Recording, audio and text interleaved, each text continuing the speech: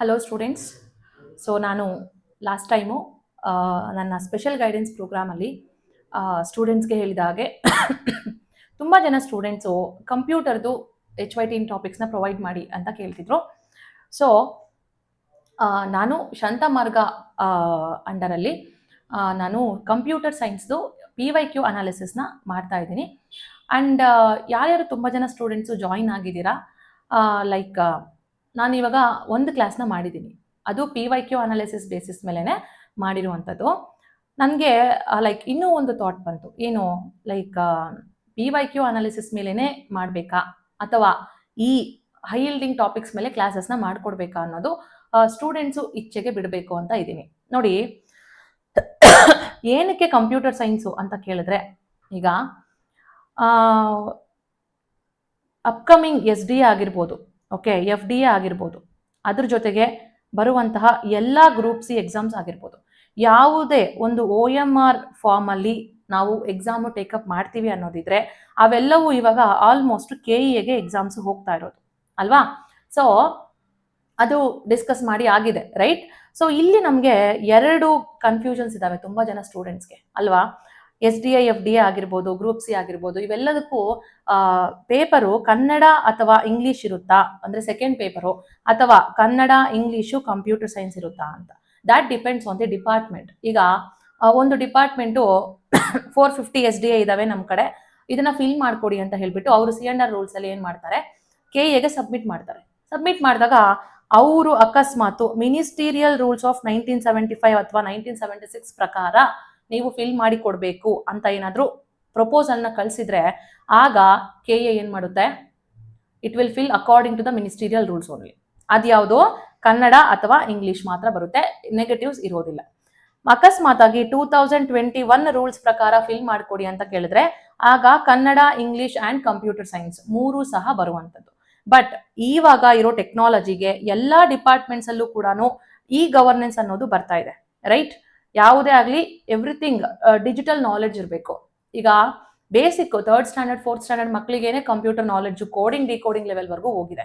ಇನ್ನು ನೀವು ಗೌರ್ಮೆಂಟ್ಗೆ ಎಂಟ್ರಿ ಕೊಡಬೇಕು, if you want to become an officer, government officer, SDA ಆಗ್ಬೋದು, FDA ಆಗ್ಬೋದು, ಗ್ರೂಪ್ ಸಿಲಿ ಸಬ್ ರಿಜಿಸ್ಟರ್ ಆಗ್ಬೋದು, ಅಸಿಸ್ಟೆಂಟ್ ಅಕೌಂಟೆಂಟ್ ಆಗಿರ್ಬೋದು, any type of examinations you take, ಓಕೆನಾ. Can you expect without computer knowledge ನೀವೇನಾದರೂ ಮಾಡ್ಬೋದು ಒಳಗೆ ಅಂತ ಅಲ್ವಾ. ಸೊ ಆ ನಾಲೆಡ್ಜು ನಮಗೇ ಗೊತ್ತಿರಬೇಕಾದ್ರೆ ಇನ್ನು ಅಧಿಕಾರಿಗಳು ಯೋಚನೆ ಮಾಡೋದಿಲ್ವಾ ಅಲ್ವಾ, ಗೌರ್ಮೆಂಟ್ ಯೋಚನೆ ಮಾಡಲ್ವಾ. ನಾವು ಹೊರಗಡೆ ಕರ್ಕೊಂಡ್ಮೇಲೆ ಕಂಪ್ಲೀಟ್ ಆಗಿ ಟ್ರೈನಿಂಗ್ ಕೊಡೋಕ್ಕಾಗೋದಿಲ್ಲ, ಅಟ್ಲೀಸ್ಟ್ ಸ್ವಲ್ಪ ನಾಲೆಡ್ಜ್ ಅವ್ರಿಗೆ ಇರಲೇಬೇಕು ಅನ್ನೋದು, ಅದನ್ನ ಇಲ್ಲೇ ಫಿಲ್ಟರ್ ಮಾಡ್ತಾರೆ ಅಲ್ವಾ. ಹಾಗಾಗಿ ನಮ್ಮ KEA ಆಲ್ರೆಡಿ ಪ್ರಪೋಸಲ್ನ ಕಳಿಸಿದೆ. ಏನು 1975 ಅಥವಾ 1976 ಮಿನಿಸ್ಟೀರಿಯಲ್ ಪೋಸ್ಟ್ ಏನಿದಾವೆ ಅವುಗಳಿಗೆ ಅಮೆಂಡ್ಮೆಂಟ್ನ ತಂದು ಮಿನಿಸ್ಟೀರಿಯಲ್ ರೂಲ್ಸ್ ಅಂತ ಏನಿದೆ ಅವುಗಳಿಗೆ ಅಮೆಂಡ್ಮೆಂಟ್ನ ತಂದು ಅದ್ರ ಮುಖಾಂತರ ಕನ್ನಡ ಇಂಗ್ಲಿಷ್ ವಿತೌಟ್ ನೆಗೆಟಿವ್ ಇರುವಂಥದಕ್ಕೆ Kannada English and computer science with negative add ಮಾಡಬೇಕು ಎನ್ನುವಂತಹ ಪ್ರಪೋಸಲ್ ಹೋಗಿದೆ. ಆದರೆ ಅದು ಇನ್ನೂ ಜಾರಿಗೆ ಬರುವಂಥದ್ದು ಯಾರಿಗೂ ಗೊತ್ತಿಲ್ಲ ಅದು ಏನಾಗುತ್ತೆ ಅಂತ. ಬಟ್ 90% ಆಗಬಹುದು ಅಂತ ನನ್ನ ಅನಿಸಿಕೆ. ಬಿಕಾಸ್ KEA ಯಾವುದೇ ಒಂದು ಪ್ರಪೋಸಲ್ನ ಕಳಿಸಿದಾಗ ಗೌರ್ಮೆಂಟು ಇದುವರೆಗೂ ಕೂಡ ರಿಜೆಕ್ಟ್ ಮಾಡಿರುವಂತಹ ಪ್ರೊಬಾಬಿಲಿಟೀಸು ಅತಿ ಕಡಿಮೆ, ಓಕೆನಾ. ಸೊ ವಿತ್ ದಿಸ್ ನಾಲೆಡ್ಜ್ ಏನು ಈ ಬ್ಯಾಕ್ಗ್ರೌಂಡಿಂದ ನಾವೇನು ಮಾಡಬೇಕು, ಅದು ಏನಾದರೂ ಆಗಲಿ, ಲೈಕ್ ವೆದರ್ ಕಂಪ್ಯೂಟರ್ ಇರುತ್ತಾ ಇಲ್ವಾ ಅದೆಲ್ಲ ನಮಗೆ ಗೊತ್ತಿಲ್ಲ, but most of the 90% of the ಎಕ್ಸಾಮ್ಸಲ್ಲಿ ಕಂಪ್ಯೂಟರ್ ಅನ್ನೋದು ಇದ್ದೇ ಇರುತ್ತೆ, ನೆಗೆಟಿವ್ಸು ಬಂದೇ ಬರ್ತವೆ, ಓಕೆನಾ. ಸೊ ಇವಾಗ ನಾವೇನು ಮಾಡಬೇಕು, ಕಂಪ್ಯೂಟರ್ ಸೈನ್ಸ್ನ ಚೆನ್ನಾಗಿ ಓದ್ಕೋಬೇಕು. ಸೊ ಬೇಸಿಕ್ಸು, ನಾನು ಬೇಸಿಕ್ ಟಾಪಿಕ್ಸ್ ಹೇಳೋದಿಲ್ಲ. ತುಂಬ ಜನ ಸ್ಟೂಡೆಂಟ್ಸು HYT ಕಂಪ್ಯೂಟರ್ ಸೈನ್ಸಲ್ಲಿ HYT ಹೇಳಿ ಅಂತ. ನಾನು ಆ್ಯಕ್ಚುಲಿ HYT ಬದಲಿಗೆ ಸೂಪರ್ HYT ಟಾಪಿಕ್ಸಿಂದ ಬಂದಿದ್ದೀನಿ, ಓಕೆನಾ. ಈಗ HYT ಅಂತಂದರೆ ನಿಮಗೆ ಆಲ್ಮೋಸ್ಟ್ ಬೇಸಿಕ್ಸಿಂದ ನಿಮಗೆ ಒಂದು ಕ್ವಶನ್ ಪೇಪರಲ್ಲಿ 14 ಕ್ವಶನ್ಸ್ ಬರುತ್ತೆ. 14 ಅಮ್ಮಮ್ಮ ಅಂದರೆ 13 to 14 ಕ್ವಶನ್ಸ್ ಬರುತ್ತೆ. ಅದನ್ನು ಎಲ್ಲರೂ ಆನ್ಸರ್ ಮಾಡ್ತಾರೆ. ಲೈಕ್ ಬೇಸಿಕ್ಸ್ ಇವಾಗ ಮಾರ್ಕೆಟಲ್ಲಿ ಸಿಗುವಂತಹ ಎಲ್ಲ ಬುಕ್ಸಲ್ಲೂ ಬೇಸಿಕ್ಸ್ ಇದಾವೆ. ಬಟ್ ಯಾವ ಬುಕ್ಸಲ್ಲಿ ಅಡ್ವಾನ್ಸ್ಡ್ ಕಾನ್ಸೆಪ್ಟ್ಸ್ ಇದೆ, ಇವಾಗ ಏನು ಟೆಕ್ನಿಕಲ್ ಆಗಿ ಆಗಿರ್ಬೋದು, ಟೆಕ್ನಾಲಜಿಕಲ್ ಆಗಿ ಆಗಿರ್ಬೋದು, KEA ಏನು ಕ್ವಶನ್ಸ್ ತೆಗೀತಾ ಇದೆ ಅದಕ್ಕೆ ತಕ್ಕ ಆಗಿರುವಂತಹ ಪುಸ್ತಕ ಮಾರ್ಕೆಟಲ್ಲಿ ಇದೆ ಅನ್ನೋದು ನನಗೆ ಐಡಿಯಾ ಇಲ್ಲ. ಅಕಸ್ಮಾತ್ ನಿಮಗೇನಾದರೂ ಐಡಿಯಾ ಇದ್ದರೆ ನನಗೆ ತಿಳಿಸ್ಕೊಡಿ. ಬಟ್ ನಾನೇನು ಮಾಡ್ತೀನಿ, ಇಲ್ಲಿ ಎಲ್ಲ ಸೂಪರ್ HYT ಟಾಪಿಕ್ಸ್ ಆಲ್ಮೋಸ್ಟ್ ನಿಮಗೆ ಒಂದು 15 to 18 HYT ಟಾಪಿಕ್ಸ್ನ ಓದ್ಕೊಂಡ್ರೆ ಪ್ರತಿಯೊಂದು ಟಾಪಿಕಲ್ಲೂ ಕೂಡ ನಿಮಗೆ ಒಂದೊಂದು ಕ್ವಶನ್ ಗ್ಯಾರಂಟಿ ಬರುತ್ತೆ. ಆ ಕ್ವಶನ್ಸ್ನ ನೀವು 15 to 18 ಕ್ವಶನ್ಸ್ನ ಆರಾಮಾಗಿ ನೀವು ಅಟೆಂಡ್ ಮಾಡ್ಬೋದು. ಆ ರೀತಿ HYT ಟಾಪಿಕ್ಸ್ನ ನಾನು ಹೇಳ್ತಾ ಹೋಗ್ತೀನಿ. ಅದನ್ನ ಅಂದ್ರೆ ಕೆಲವೊಂದು ಹೇಳ್ತೀನಿ ಈ ಸೆಷನ್ ಅಲ್ಲಿ, ಬಿಕಾಸ್ ಟೈಮ್ ಅಭಾವ ಇರುವ ಕಾರಣ. ಸೊ ಅದನ್ನ ನೀವು ಓದ್ಕೊಳ್ತಾ ಹೋಗ್ಬೋದು. ಆ ರೀತಿ ನೀವು ರೆಫರ್ ಮಾಡ್ಕೊಳ್ತಾ ಓದ್ಕೊಳ್ತಾ ಹೋಗ್ಬೋದು. ಅಂಡ್ ಇದು ಇವಾಗ ನಾನು ಮಾಡ್ತಿರೋ ಕ್ಲಾಸಲ್ಲಿ ನಿಮ್ಗೆ ಏನ್ HYT ಟಾಪಿಕ್ಸ್ ಇದೆ ಅದನ್ನ ಬರ್ಕೊಳ್ತಾ ಹೋಗ್ಬೋದು. ಇಲ್ಲ ನಮ್ಗೆ PDF ಬೇಕು ಅನ್ನೋದಾದ್ರೆ ನನ್ನ YouTube channel study with me for KEA, study with me for KEA ಎನ್ನುವಂತಹ ಏನ್ ಯೂಟ್ಯೂಬ್ ಚಾನಲ್, ಟೆಲಿಗ್ರಾಮ್ ಚಾನಲ್ ಇದೆ, ಅಥವಾ ಅದು ಸಿಕ್ಕಿಲ್ಲ ಅಂದ್ರೆ study with Chaitra Reddy for KEA ಅಂತ ಸರ್ಚ್ ಮಾಡಿ. ಅದರಲ್ಲಿ ನಿಮ್ಗೆ ಇದರ PDF ಸಿಗುತ್ತೆ. ಅದನ್ನ ನೀವು ಪ್ರಿಂಟ್ ತಗೊಂಡು you can study according to ಏನದು ನಾವು ಏನು ಮೈಕ್ರೋ ಟಾಪಿಕ್ಸ್ ಆಗಿ ಡಿವೈಡ್ ಮಾಡಿದೀನಿ HYTs ನ, ಅದ್ರ ಪ್ರಕಾರ ಓದ್ಕೊಂಡು ನೀವು ಟಿಕ್ ಮಾಡ್ಕೊಂಡು ಹೋಗ್ಬೋದು. ಓಕೆನಾ?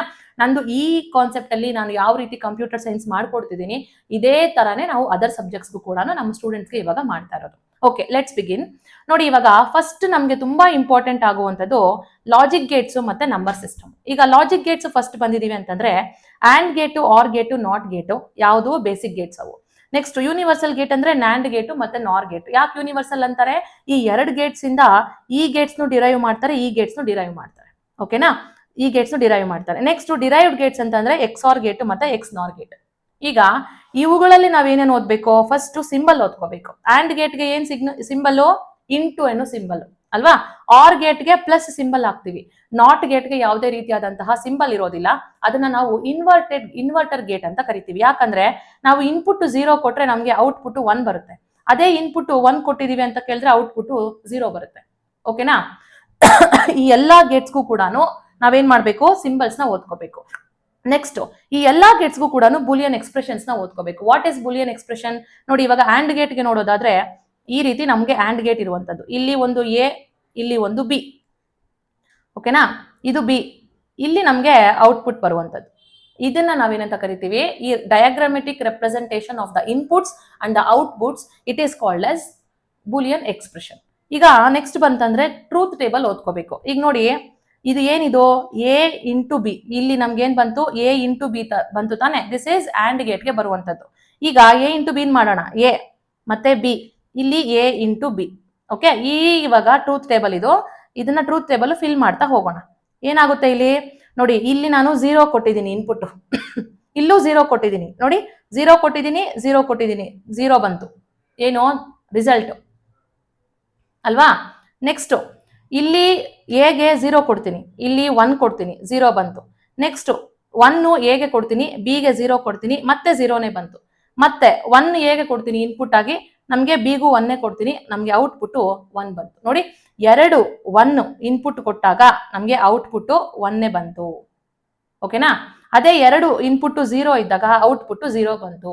ಈ ರೀತಿ ಸ್ಟೇಟ್ಮೆಂಟ್ ವೈಸ್ ಕ್ವಶನ್ಸ್ ಕೇಳುವಂತಹ ಏನು ಪ್ರಭಾವಗಳು ಜಾಸ್ತಿ. ಹಾಗಾಗಿ ನಾವು ಈ ಗೇಟ್ಸ್ ನ ಲಾಜಿಕ್ ಫಂಕ್ಷನ್ ಅಲ್ಲಿ ಓದ್ಕೋಬೇಕು, ಯೂನಿವರ್ಸಲ್ ಗೇಟ್ಸ್ ಕೂಡ ಚೆನ್ನಾಗಿ ಓದ್ಕೋಬೇಕು. ಫೈನ್. ಇನ್ನ ನೆಕ್ಸ್ಟ್ ನಂಬರ್ ಸಿಸ್ಟಮ್ಗೆ ಬಂತು ಅಂದ್ರೆ, ನಂಬರ್ ಸಿಸ್ಟಮ್ ಅಲ್ಲಿ ನಮಗೆ ಬೇಕಾಗುವಂಥದ್ದು ನೋಡಿ, ಡೆಸಿಮಲ್ ಬೇಕು, decimal to binary, decimal to octal, decimal to hexadecimal. ಅದಾದ್ಮೇಲೆ ಇನ್ನೊಂದು ಹೆಕ್ಸಾಡೆಸಿಮಲ್ ಇಂದ ಡೆಸಿಮಲ್, ಆಕ್ಟಲ್ ಇಂದ ಡೆಸಿಮಲ್, ಬೈನರಿಯಿಂದ ಡೆಸಿಮಲ್. ಅದು ಇಷ್ಟನ್ನೇ ಕೊಡೋದು, ಇಷ್ಟೇ ಕೇಳೋದು. ಡೆಸಿಮಲ್ಲೇ ಇರಬೇಕು ಅಲ್ಲಿ. ಡೆಸಿಮಲ್ ಇಂದ ಆಕ್ಟಲ್ ಇರಬೇಕು, ಡೆಸಿಮಲ್ ಇಂದ ಬೈನರಿ, ಡೆಸಿಮಲ್ ಇಂದ ಹೆಕ್ಸಾಡೆಸಿಮಲ್, ಮತ್ತೆ ಹೆಕ್ಸಾಡೆಸಿಮಲ್ ಇಂದ ಡೆಸಿಮಲ್, ಈ ರೀತಿ. ಬಟ್ ಆಕ್ಟಲ್ ಇಂದ ಬೈನರಿ, ಆಕ್ಟಲ್ ಇಂದ ಹೆಕ್ಸಾಡೆಸಿಮಲ್ ಅವನ್ನ ಕೇಳುವಂತಹ ಚಾನ್ಸಸ್ ಅತಿ ಕಡಿಮೆ. ಬಿಕಾಸ್ ಅವುಗಳ ಟ್ರೂತ್ ಟೇಬಲ್ಸ್ ಅನ್ನೋದು ತುಂಬಾ ದೊಡ್ಡದಿರುತ್ತೆ. ಅದನ್ನ ನೆನ್ಪಿಟ್ಕೊಳ್ಳೋದಕ್ಕೆ ಯಾರ ಕೈಲೂ ಆಗೋದಿಲ್ಲ. ಅಕಸ್ಮಾತ್ ಆಗಿ ತುಂಬಾ ಟಫ್ ಕೊಡ್ಬೇಕು ಕ್ವಶನ್ ಪೇಪರ್ ಅನ್ನೋದಾದ್ರೆ ಮಾತ್ರ ಆ ರೀತಿ ಕ್ವಶನ್ಸ್ ನ ತೆಗಿತಾರೆ. ಬಟ್ ಬೇಸಿಕ್ ಆಗಿ ಇದೇ ಇದರಲ್ಲಿ ಕನ್ವರ್ಷನ್ಸ್ ನ ಕೊಡುವಂತದ್ದು. ಸೊ ಈ ಕನ್ವರ್ಷನ್ಸ್ ಅಲ್ಲಿ ನೀವೇನ್ ಓದ್ಬೇಕು? ಶಾರ್ಟ್ ಕಟ್ಸ್ ನ ತಿಳ್ಕೋಬೇಕು, ಮತ್ತೆ ಅವುಗಳಿಗೆ ಪೊಸಿಷನಲ್ ವ್ಯಾಲ್ಯೂಸ್ ನ ತಿಳ್ಕೋಬೇಕು, ಮತ್ತೆ ಹೆಕ್ಸಾಡೆಸಿಮಲ್ ಡಿಜಿಟ್ಸ್ ನ ತಿಳ್ಕೋಬೇಕು. ಎಷ್ಟು ಡಿಜಿಟ್ಸ್ ಇದಾವೆ, ಮತ್ತೆ ಹೌ ಮೆನಿ ಹೆಕ್ಸಾಡೆಸಿಮಲ್ ಡಿಜಿಟ್ಸ್ ಒಂದು ಬೈನರಿ ಡಿಜಿಟ್ ನ ಮಾಡುತ್ತೆ ಅಲ್ಲ. ಅದಾದ್ಮೇಲೆ ಹೌ ಮೆನಿ ಬೈನರಿ ಡಿಜಿಟ್ಸ್ ಒಂದು ಹೆಕ್ಸಾಡೆಸಿಮಲ್ ಡಿಜಿಟ್ ನ ಮಾಡುತ್ತೆ. ಓಕೆನಾ? ಇದು ನಮಗೆ ಕೊಡ್ತಾರೆ ನೋಡಿ, 3 ಬೈನರಿ ಡಿಜಿಟ್ಸ್ ಒಂದು ಹೆಕ್ಸಾಡೆಸಿಮಲ್ ಡಿಜಿಟ್ ನ ಮಾಡುತ್ತೆ ಅಂತ ಕೇಳ್ತಾನೆ. ಅವಾಗ ರೈಟ್ ಹಾಕ್ಬೇಕಾ, ರಾಂಗ್ ಹಾಕ್ಬೇಕಾ? ರೈಟ್ ಹಾಕ್ತೀರಾ ಅಲ್ವಾ? ಆ ರೀತಿ 2 ಬೈನರಿ ಡಿಜಿಟ್ಸ್ ಒಂದು ಆಕ್ಟಲ್ ಡಿಜಿಟ್ ನ ಫಾರ್ಮ್ ಮಾಡುತ್ತೆ ಅಂತ ಕೇಳ್ತಾರೆ. ಆ ರೀತಿ ಸ್ಟೇಟ್ಮೆಂಟ್ ವೈಸ್ ಕ್ವಶನ್ಸ್ಗೆ ನಾವು ಇಲ್ಲೇ ಪ್ರಿಪೇರ್ ಆಗ್ಬೇಕು. ಫೈನ್. ನೆಕ್ಸ್ಟ್ ಬಂತು ಅಂತಂದ್ರೆ ನಮಗೆ ಕಂಪ್ಯೂಟರ್ ಸಾಫ್ಟ್ವೇರ್ಸ್ ಅಲ್ಲಿ ಕೆಲವೊಂದು ಕ್ವಶನ್ಸ್, ಕೆಲವೊಂದಲ್ಲ ತುಂಬಾ ಕ್ವಶನ್ಸ್ ಎವ್ರಿ ಕ್ವಶನ್ ಪೇಪರ್ ಅಲ್ಲೂ ಕೂಡ ರಿಪೀಟ್ ಆಗ್ತಾ ಇರುವಂತದ್ದು. ಸೊ ಈಗ ನೋಡಿ, ಟೈಪ್ಸ್ ಆಫ್ ಕಂಪ್ಯೂಟರ್ ಸಾಫ್ಟ್ವೇರ್ಸ್ ಯಾವ್ಯಾವ್ದು ಇರುತ್ತೆ? ಸಿಸ್ಟಮ್ ಸಾಫ್ಟ್ವೇರ್ಸ್ ಬರುತ್ತೆ, ಅಪ್ಲಿಕೇಶನ್ ಸಾಫ್ಟ್ವೇರ್ಸ್ ಬರುತ್ತೆ, ಯುಟಿಲಿಟಿ ಸಾಫ್ಟ್ವೇರ್ಸ್ ಬರುತ್ತೆ, ಇನ್ನೂ ತುಂಬಾ ಇದಾವೆ. ನಾನು ಇಲ್ಲಿ ಜಸ್ಟ್ ನಿಮ್ಮ ರೆಫರೆನ್ಸ್ಗೋಸ್ಕರ ಇವುಗಳನ್ನ ಹಾಕಿರೋದು. ಸಿಸ್ಟಮ್ ಸಾಫ್ಟ್ವೇರ್ಸ್ ಮತ್ತೆ ಅವುಗಳ ಎಕ್ಸಾಂಪಲ್ಸ್, ಅವುಗಳ ಫಂಕ್ಷನ್ಸ್ ಓದ್ಕೋಬೇಕು. ಇದಾದ್ಮೇಲೆ ನೋಡಿ, ಸಿಸ್ಟಮ್ ಸಾಫ್ಟ್ವೇರ್ಸ್ ಮತ್ತೆ ಅಪ್ಲಿಕೇಶನ್ ಸಾಫ್ಟ್ವೇರ್ಸ್ಗೆ ಇರುವಂತಹ ಡಿಫರೆನ್ಸಸ್ ನ ಓದ್ಕೋಬೇಕು. ಯುಟಿಲಿಟಿ ಸಾಫ್ಟ್ವೇರ್ ಅವುಗಳಿಗೆ ಎಕ್ಸಾಂಪಲ್ಸ್ ನ ಓದ್ಕೋಬೇಕು. ಮತ್ತೆ ಯುಟಿಲಿಟಿ ಸಾಫ್ಟ್ವೇರ್ಸ್ ನಾವು ಏನಕ್ಕೆ ಯೂಸ್ ಮಾಡ್ತೀವಿ, ಏನಕ್ಕೆ ಇನ್ಸ್ಟಾಲ್ ಮಾಡ್ಕೋತೀವಿ ನಮ್ಮ ಸಿಸ್ಟಮ್ಸ್ ಅಲ್ಲಿ ಅನ್ನೋದನ್ನ ಓದ್ಕೋಬೇಕು. ಅದಾದ್ಮೇಲೆ ಫರ್ಮ್ ವೇರ್, ಅದು ಯಾವ ರೀತಿ ಫಂಕ್ಷನ್ ಮಾಡುತ್ತೆ ಅನ್ನೋದು. ಮತ್ತೆ ಆಪರೇಟಿಂಗ್ ಸಿಸ್ಟಮ್ ನಿಮ್ಗೆ ಎಲ್ರಿಗೂ ಗೊತ್ತಿರುತ್ತೆ, ವಿಂಡೋಸ್, ಅದನ್ನ ಚೆನ್ನಾಗಿ ಓದ್ಕೋಬೇಕು. ವಿಂಡೋಸ್ ಒಂದೇ ಅಲ್ಲ, ವಿಂಡೋಸ್ ಜೊತೆಗೆ ವಿಂಡೋಸ್ XP ಆಗಿರ್ಬೋದು, different versions of the Windows ಓದ್ಕೋಬೇಕು. ಓಕೆ, ಅದಾದ್ಮೇಲೆ ಉಬುಂಟು ಆಗಿರ್ಬೋದು, ಮತ್ತೆ ಮೊಜಿಲಾ ಫೈರ್ಫಾಕ್ಸ್ ಆಗಿರ್ಬೋದು, ಎಲ್ಲ ಆಪರೇಟಿಂಗ್ ಸಿಸ್ಟಮ್ಸ್ಗೂ ಎಕ್ಸಾಂಪಲ್ಸ್ ನ ನೀವು ಓದ್ಕೊಳ್ಳೇಬೇಕು. ಅದರಲ್ಲೂ ಕೂಡ open source operating system, open source operating ಸಿಸ್ಟಮ್ಗೆ ಎಕ್ಸಾಂಪಲ್ಸ್, ಮತ್ತೆ ಕ್ಲೋಸ್ಡ್ ಸೋರ್ಸ್ ಆಪರೇಟಿಂಗ್ ಸಿಸ್ಟಮ್ಗೆ ಎಕ್ಸಾಂಪಲ್ಸ್ ನ ಓದ್ಕೋಬೇಕು. ಅಷ್ಟು ಬಿಟ್ಟು ಇನ್ನೇನು ಕೇಳೋದಿಲ್ಲ ಅವುಗಳಲ್ಲಿ. ನೆಕ್ಸ್ಟ್ ಡಿವೈಸ್ ಡ್ರೈವರ್ಸ್ ಓದ್ಕೋಬೇಕು. ಮತ್ತೆ ಕಂಪೈಲರ್ಸ್, ಇಂಟರ್ಪ್ರಿಟರ್ಸ್, ಅಸೆಂಬ್ಲರ್ಸ್, ಇದ್ರದ್ದು ಕ್ಯಾರೆಕ್ಟರಿಸ್ಟಿಕ್ಸ್ ನ ಓದ್ಕೋಬೇಕು. ಎಲ್ಲಿ ಕಂಪೈಲರ್ಸ್ ಯೂಸ್ ಮಾಡ್ತೀವಿ, ಇಂಟರ್ಪ್ರಿಟರ್ಸ್ಗೆ ಎಲ್ಲಿ ಯೂಸ್ ಮಾಡ್ತೀವಿ, ಅಸೆಂಬ್ಲರ್ಸ್ ನ ಎಲ್ಲಿ ಯೂಸ್ ಮಾಡ್ತೀವಿ, ಮಷಿನ್ ಲೆವೆಲ್ ಲ್ಯಾಂಗ್ವೇಜ್ ನ ಏನದು ಬೈನರಿ ಲೆವೆಲ್ ಲ್ಯಾಂಗ್ವೇಜ್ ನ ಮಷಿನ್ ಲೆವೆಲ್ಗೆ, ಅಸೆಂಬ್ಲಿ ಲೆವೆಲ್ ಲ್ಯಾಂಗ್ವೇಜ್ ನ ಮಷಿನ್ ಲೆವೆಲ್ ಅಥವಾ ಬೈನರಿ ಲೆವೆಲ್ ಎರಡು ಒಂದೇ, ಮಷೀನ್ ಬೈನರಿ ಅಂತಂದ್ರೆ ಅದಕ್ಕೆ ಕನ್ವರ್ಟ್ ಮಾಡೋದಕ್ಕೆ ನಾವು ಯೂಸ್ ಮಾಡುವಂತದ್ದು. ಓಕೆನಾ. ಇವಾಗ ಕಂಪೈಲರ್ ಎಲ್ಲಿ ಯೂಸ್ ಮಾಡ್ತೀವಿ, ಇವಾಗ C++ ಅಲ್ಲಿ ಬರೆದ್ರೆ ಅದು ಕಂಪೈಲ್ ಮಾಡುತ್ತೆ ಲ್ಯಾಂಗ್ವೇಜ್ ನ ಅಲ್ವಾ. ಸೊ ಕಂಪೈಲರ್ ಆಗಿ ನಾವು ಯೂಸ್ ಮಾಡುವಂತಹ ಲ್ಯಾಂಗ್ವೇಜಸ್ ಯಾವ್ಯಾವುದು ಅಂದ್ರೆ, ನಾವು ಬರೆಯುವಾಗಲೇ ಪ್ರೋಗ್ರಾಮು ಏನ್ ಮಾಡುತ್ತೆ, ಅದು ಕಂಪೈಲ್ ಮಾಡ್ಬಿಡತ್ತೆ, ಅಂದ್ರೆ ಬೈನರಿ ಲೆವೆಲ್ ಲ್ಯಾಂಗ್ವೇಜ್ಗೆ ಕನ್ವರ್ಟ್ ಮಾಡ್ಬಿಡತ್ತೆ. ಆ ತರ ಯಾವ್ಯಾವ ಪ್ರೋಗ್ರಾಮಿಂಗ್ ಲ್ಯಾಂಗ್ವೇಜಸ್ ಇದಾವೆ ಅವುಗಳನ್ನು ಓದ್ಕೋಬೇಕು. ಓಕೆ, ನೆಕ್ಸ್ಟ್ ಬಂತು ಅಂತಂದ್ರೆ ಡೇಟಾ ಕಮ್ಯುನಿಕೇಶನ್ ಮತ್ತೆ ಕಂಪ್ಯೂಟರ್ ನೆಟ್ವರ್ಕ್ಸ್. ಏನಿದು ಡೇಟಾ ಕಮ್ಯುನಿಕೇಶನ್ ಅಂದ್ರೆ, 3 ಟೈಪ್ಸ್ ಆಫ್ ಕಮ್ಯುನಿಕೇಶನ್ ಮೋಡ್ಸ್ ಇರ್ತವೆ. ಒಂದು simplex mode, half duplex mode ಮತ್ತೆ ಫುಲ್ ಡ್ಯೂಪ್ಲೆಕ್ಸ್ ಮೋಡು. ಇವೆಲ್ಲಾನು ಬೇಸಿಕಲ್ಲಿ ಅಡ್ವಾನ್ಸ್ಡ್ ಕಾನ್ಸೆಪ್ಟ್ಸ್. ಇವುಗಳಲ್ಲಿ ನೀವು ಇನ್ ಸ್ವಲ್ಪ ಡೆಪ್ತ್ ಆಗಿ ಓದ್ಕೋಬೇಕು. ನೋಡಿ, ಸಿಂಪ್ಲೆಕ್ಸು, ಹಾಫ್ ಡ್ಯೂಪ್ಲೆಕ್ಸು, ಈ ಕಮ್ಯುನಿಕೇಶನ್ ಮೋಡ್ಸ್ ಎಲ್ಲಾನು ಡಿಪೆಂಡ್ ಆಗುವಂತಹ ಫ್ಯಾಕ್ಟರ್ಸ್ ಯಾವುದು? Band width, data rate, transmission speed ಮತ್ತೆ ಲೇಟೆನ್ಸಿ. ಇವಿಷ್ಟನ್ನು ಓದ್ಬೇಕು.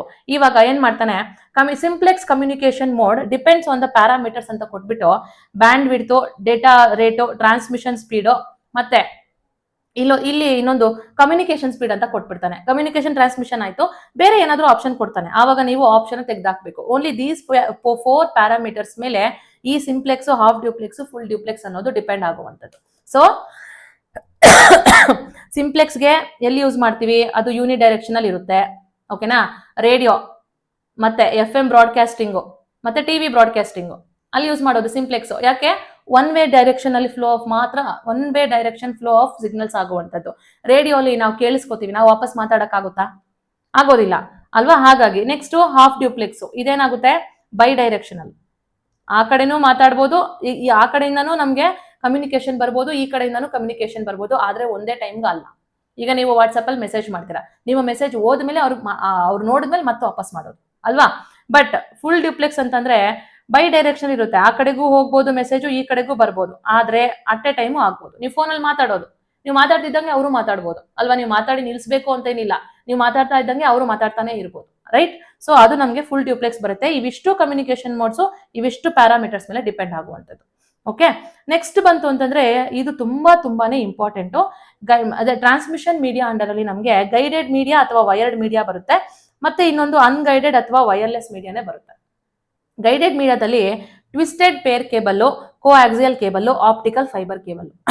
ಈ ಟ್ವಿಸ್ಟೆಡ್ ಪೇರ್ ಕೇಬಲ್ ಅಲ್ಲಿ ಅನ್ಶೀಲ್ಡೆಡ್ ಟ್ವಿಸ್ಟೆಡ್ ಪೇರ್ ಕೇಬಲ್ ಮತ್ತೆ shielded twisted pair cable.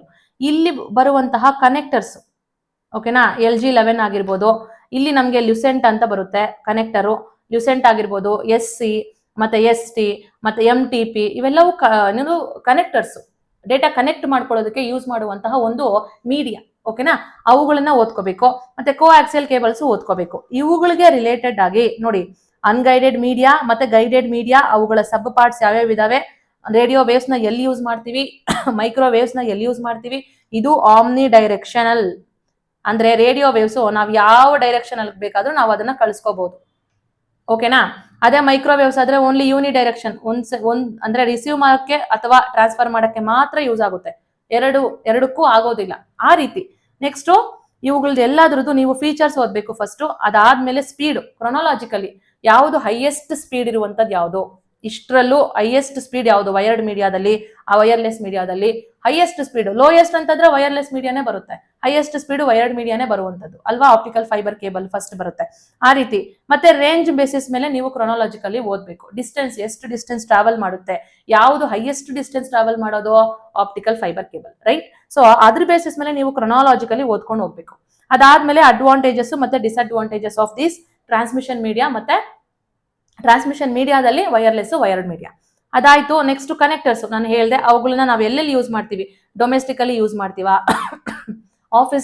Office ಕಡೆಗೆ ನಾವು ಯೂಸ್ ಮಾಡ್ತೀವಾ, ಓಕೆನಾ. ಮತ್ತೆ ದೊಡ್ಡ ದೊಡ್ಡ ಕಂಪನೀಸ್ ಅಲ್ಲಿ ಯೂಸ್ ಮಾಡುವಂತಹ ವೈರ್ಡ್ ಮೀಡಿಯಾ ಯಾವುದು, ಆಪ್ಟಿಕಲ್ ಫೈಬರ್ ಕೇಬಲ್ ಆಗಿರ್ಬೋದು. ಒಂದು ಕಾಂಟಿನೆಂಟ್ ಇಂದ ಇನ್ನೊಂದು ಕಾಂಟಿನೆಂಟ್ಗೆ ನಾವು ಮೀಡಿಯಾನ ಟ್ರಾನ್ಸ್ಮಿಟ್ ಮಾಡಬೇಕು, ಯಾವುದೋ ಒಂದು ಡೇಟಾನ, ಅದಕ್ಕೆ ನಾವ್ ಏನ್ ಮಾಡ್ತೀವಿ, ಆಪ್ಟಿಕಲ್ ಫೈಬರ್ ಕೇಬಲ್ ನ ಯೂಸ್ ಮಾಡ್ಕೊಳ್ತೀವಿ ಅಲ್ವಾ. ಸೊ ಈ ರೀತಿ ನಾವೇನ್ ಮಾಡ್ಬೇಕು, ಬ್ರಾಡ್ ಬ್ಯಾಂಡ್ಸ್ ಅಲ್ಲಿ ಯಾವ್ದು ಯೂಸ್ ಮಾಡ್ತೀವಿ, ಆ ರೀತಿ ನಾವು ಅಪ್ಲಿಕೇಶನ್ಸ್ ನ ಓದ್ಕೋಬೇಕು ಇವುಗಳದೆಲ್ಲ. ಓಕೆ. ಇದಾದ್ಮೇಲೆ ನೆಟ್ವರ್ಕ್ ಡಿವೈಸಸ್, ಇವೆಲ್ಲವೂ ಇಂಪಾರ್ಟೆಂಟ್. ಇವೆಲ್ಲವನ್ನು ಒಂದೊಂದಾಗೆ ಡೆಫಿನೇಷನ್ ಓದ್ಕೊಳ್ತಾ ಹೋಗ್ಬೇಕು. ಮತ್ತೆ ಅವುಗಳನ್ನ ಎಲ್ಲೆಲ್ಲಿ ಯೂಸ್ ಮಾಡ್ತೀವಿ, ಆಫೀಸಲ್ಲಿ ಯೂಸ್ ಮಾಡ್ತೀವಿ. ಕಂಪ್ಯೂಟರ್ಸ್ನ 4 ಕಂಪ್ಯೂಟರ್ಸ್ನ ಒಂದೇ ಕನೆಕ್ಷನ್ ಕೊಡ್ಬೇಕು ಅನ್ನೋ ಹೇಳಿದ್ರೆ ನಾವೇನ್ ಯೂಸ್ ಮಾಡ್ತೀವಿ, ಹಬ್ ಯೂಸ್ ಮಾಡ್ತೀವಾ.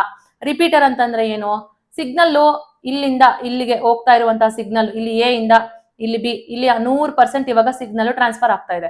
ಇಲ್ಲಿಗೆ ಬಂದಂಗೆ ಸ್ವಲ್ಪ ವೀಕ್ ಆಗುತ್ತೆ, 95% ಆಗುತ್ತೆ ಅನ್ಕೊಳ್ಳಿ. ಇಲ್ಲಿಗೆ ಬಂದಂಗೆ ಇನ್ನೂ ವೀಕ್ ಆಗುತ್ತೆ, 90% ಆಗುತ್ತೆ.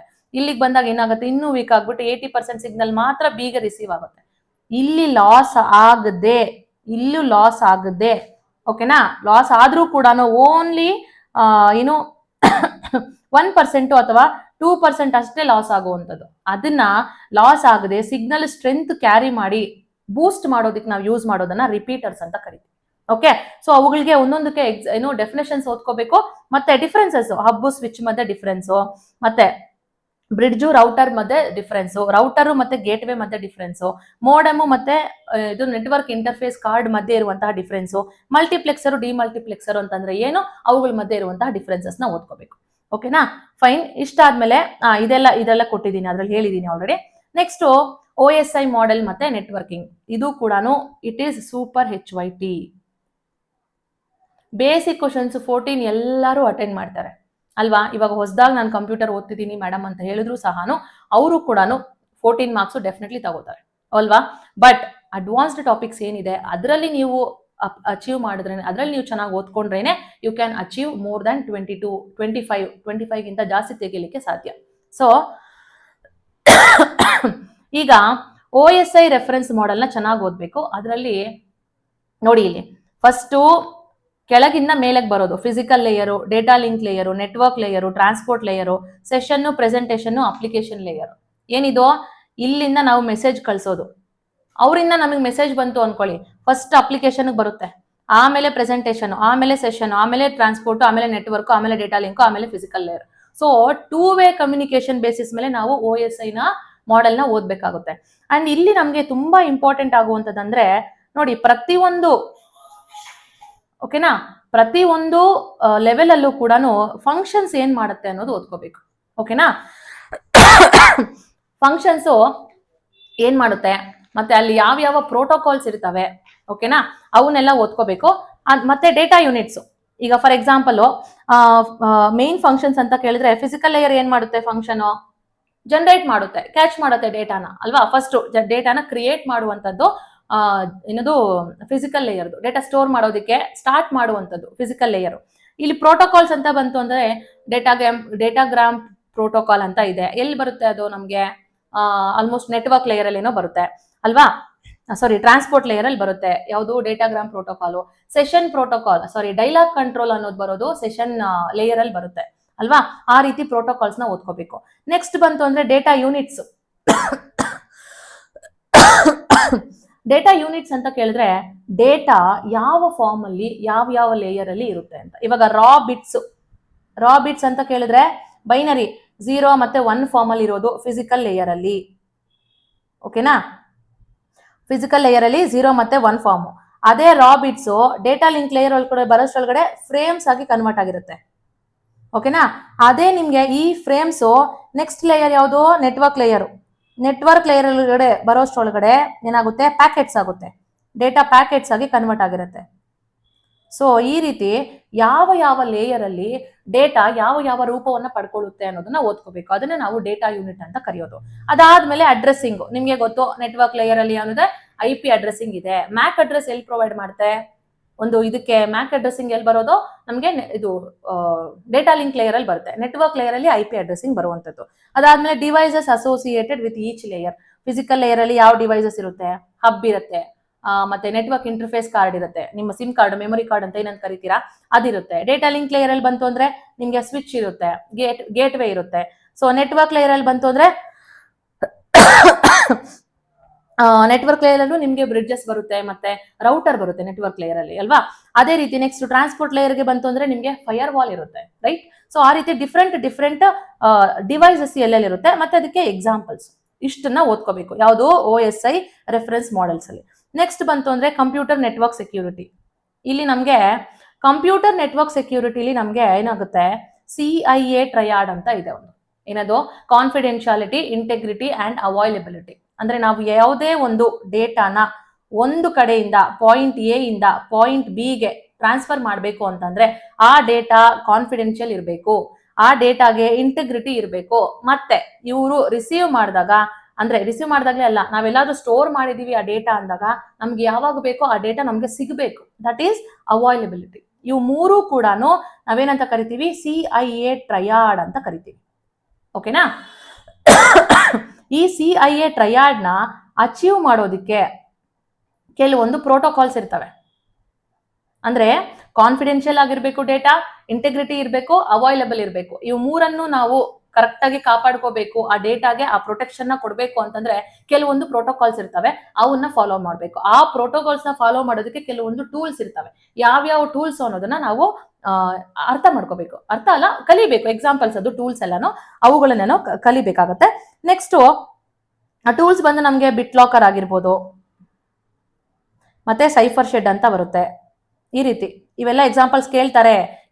ಯಾವ ಟೂಲ್ಸು ಕಾನ್ಫಿಡೆನ್ಶಿಯಾಲಿಟಿಗೆ ಯೂಸ್ ಮಾಡ್ತಾರೆ, ಯಾವ ಟೂಲ್ಸು ಇಂಟೆಗ್ರಿಟಿಗೆ ಯೂಸ್ ಮಾಡ್ತಾರೆ, ಯಾವ ಟೂಲ್ಸ್ ಅವೈಲಬಿಲಿಟಿಗೆ ಯೂಸ್ ಮಾಡ್ತಾರೆ. ನೋಡಿ, ಇನ್ನು ಬರ್ತಾ ಪೇಪರ್ ಅಂತೂ ಈಸಿ ಆಗಲ್ಲ.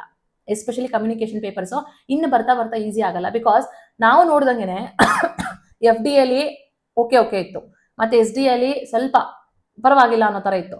Next group A group B ಲದ್ದು heavy, like ಸ್ವಲ್ಪ ಟಫ್ ಇತ್ತು. ಸ್ವಲ್ಪ ಅಲ್ಲ, ತುಂಬಾನೇ ಟಫ್ ಬಂದ್ಬಿಡುತ್ತೆ ಕ್ವಶನ್ ಪೇಪರ್.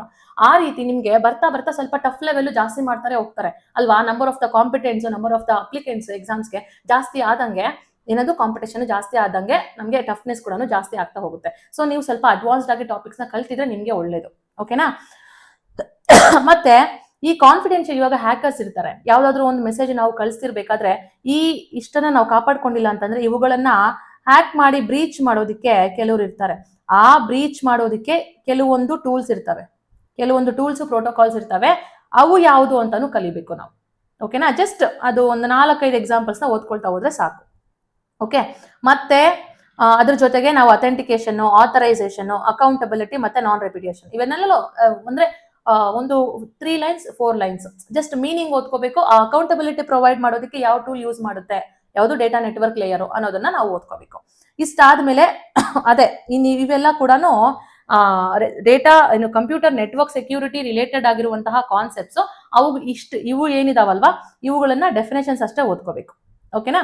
ನೆಕ್ಸ್ಟ್ ಬಂತು ಅಂದ್ರೆ ಅದೇ ನೆಟ್ವರ್ಕ್ ಸೆಕ್ಯೂರಿಟಿಯೇ ಬರುವಂತಹ ಮೇನ್ ಕಾನ್ಸೆಪ್ಟ್ ಅಂತಂದ್ರೆ ಕ್ರಿಪ್ಟೋಗ್ರಫಿ. What is cryptography? ಇವಾಗ ನಾನು ನಿಮ್ಗೆ ಮೆಸೇಜ್ ಕಳಿಸ್ಬೇಕು, ಅದು ಯಾರಿಗೂ ಕಾಣಿಸ್ಬಾರ್ದು ಅಲ್ವಾ. ನಾವೀಗ ವಾಟ್ಸಪ್ ಅಲ್ಲಿ ನಾವು ಏನೋ ಮೆಸೇಜ್ ಕಳ್ಸಿದೀವಿ ಅಂತಂದ್ರೆ messages in this chat are end to end encrypted ಅಂತ ಬರುತ್ತೆ ಅಲ್ವಾ. ಹಂಗಂದ್ರೆ ಏನು? ನಾವು ಕಳಿಸುವಂತಹ ಮೆಸೇಜು ಫಸ್ಟ್ ನಾವು ಕಳಿಸ್ತೀವಿ, ಟೈಪ್ ಮಾಡ್ತೀವಿ, ಕಳಿಸ್ತೀವಿ. ವಿತಿನ್ ಮಿಲಿ ಸೆಕೆಂಡ್ಸ್ ಅಲ್ಲಿ ಅದೇನಾಗುತ್ತೆ? ಕೋಡೆಡ್ ಆಗುತ್ತೆ. ನಾವೀಗ ಹಾಯ್, ಹೌ ಆರ್ ಯು ಅಂತ ಮೆಸೇಜ್ ಹಾಕಿದೀವಿ ಅನ್ಕೊಳ್ಳಿ. ಓಕೆನಾ? ಇದೇನಾಗುತ್ತೆ? ಹಿಂಗೊಂದು ಮತ್ತೆ ಹಿಂಗೊಂದು ಇಲ್ಲ, ಬರೋದಿಲ್ಲ ಬಿಡಿಯಲ್ಲಿ, 0100001 ಅಥವಾ ಇನ್ನೊಂದು ಈ ತರ ಇದು ಕೋಡ್ ಆಗುತ್ತೆ, ಎನ್ಕೋಡ್ ಆಗುತ್ತೆ. ಅದಾದ್ಮೇಲೆ ನಿಮ್ ಫ್ರೆಂಡ್ಗೆ ಯಾರಿಗೆ ಮೆಸೇಜ್ ಹಾಕಿದಾರೆ ರೀಚ್ ಆದ್ಮೇಲೆ ಇಲ್ಲಿ ನಮ್ಗೆ ಡಿಕ್ರಿಪ್ಟ್ ಆಗುತ್ತೆ. ಡಿಕ್ರಿಪ್ಟ್ ಆಗ್ಬಿಟ್ಟು ನಿಮ್ಗೆ ಹಾಯ್ ಹೌ ಆರ್ ಯು ಅನ್ನೋ ಮೆಸೇಜ್ ಹೋಗುತ್ತೆ ಅಲ್ವಾ. ಇಲ್ಲಿ ಏನು ಎನ್ಕ್ರಿಪ್ಟ್ ಆಗೋದಿಕ್ಕೆ, ಇಲ್ಲಿ ಡಿಕ್ರಿಪ್ಟ್ ಆಗೋದಿಕ್ಕೆ ನಾವೇನ್ ಯೂಸ್ ಮಾಡ್ತೀವಿ, that is called as cryptography ಅಂತ ಕರೆಯೋದು. ಸೊ ಇಲ್ಲಿ ನಾವು ಸಿಮೆಟ್ರಿಕ್ ಕೀ ಕ್ರಿಪ್ಟೋಗ್ರಫಿ ಅಂತ ಇದೆ. ಇಲ್ಲಿ ಒಂದು ಕೀ ಇರುತ್ತೆ, ಅವರು ಲಾಕ್ ಮಾಡೋದಕ್ಕೆ ಒಂದು ಕೀ, ಲಾಕು ಕೀ ಓಪನ್ ಮಾಡೋದಕ್ಕೆ ಒಂದು ಕೀ, ಎರಡಕ್ಕೂ ಸೇಮ್ ಕೀ ಇಂದ ಯೂಸ್ ಮಾಡಿ ನಾವು ನೋಡಿ, ಎರಡಕ್ಕೂ ಸೇಮ್ ಕೀನೇ ಯೂಸ್ ಮಾಡಿಕೊಂಡು ಏನಾದ್ರೂ ಆ ಮೆಸೇಜ್ ನ ಓಪನ್ ಮಾಡಿದ್ರೆ ಅದನ್ನ ನಾವು ಸಿಮೆಟ್ರಿಕ್ ಕೀ ಕ್ರಿಪ್ಟೋಗ್ರಫಿ ಅಂತ ಕರಿತೀವಿ. ಓಕೆನಾ? ಅದೇ ಇಲ್ಲಿ ಓಪನ್ ಮಾಡೋದಕ್ಕೆ ಒಂದು ಕೀ, ಇದು ಸೆಕೆಂಡ್ ಕೀ ಯೂಸ್ ಮಾಡಿದ್ರೆ, ಬೇರೆ ಬೇರೆ ಡಿಫ್ರೆಂಟ್ ಕೀಸ್ ನ ಯೂಸ್ ಮಾಡಿದ್ರೆ ನಮ್ಗದು ಸಿಮೆಟ್ರಿಕ್ ಕೀ ಕ್ರಿಪ್ಟೋಗ್ರಫಿ ಅನ್ನೋ ಕಾನ್ಸೆಪ್ಟ್ ಅಲ್ಲಿ ಬರುತ್ತೆ. ಓಕೆನಾ? ಸೊ ನೋಡಿ, ಸಿಮೆಟ್ರಿಕ್ ಕೀ ಕ್ರಿಪ್ಟೋಗ್ರಫಿಲಿ ಎಕ್ಸಾಂಪಲ್ಸ್ ಕೇಳ್ತಾರೆ. ಅವು ಯಾವುದು? ಅಡ್ವಾನ್ಸ್ಡ್ ಎನ್ಕ್ರಿಪ್ಷನ್ ಏನದು ಸ್ಟ್ಯಾಂಡರ್ಡ್, ಮತ್ತೆ ಏನದು ಡೇಟಾ ಎನ್ಕ್ರಿಪ್ಷನ್ ಸ್ಟ್ಯಾಂಡರ್ಡ್ ಅಂತ. ಎಸಿಮೆಟ್ರಿಕ್ ಕೀ ಕ್ರಿಪ್ಟೋಗ್ರಫಿಲಿ ಪಬ್ಲಿಕ್ ಕೀ ಮತ್ತೆ ಪ್ರೈವೇಟ್ ಕೀ ಎರಡೂ ಯೂಸ್ ಮಾಡ್ತೀವಿ. ಇದನ್ನ ನಾವು ಹೈಬ್ರಿಡ್ ಕೀ ಅಂತ ಕರಿತೀವಿ. ಓಕೆನಾ? ಇವುಗಳಲ್ಲಿ ಎಕ್ಸಾಂಪಲ್ಸ್ ಬಂದು ನಮ್ಗೆ RSA ಬರುತ್ತೆ. RSA ಅಂತ ಕೇಳಿದ್ರೆ ರಿವರ್ ಶಾರ್ಮನ್ ಆಲ್ಗೋರಿದಮ್ ಅಂತ ಕರೆಯೋದು. ಓಕೆನಾ?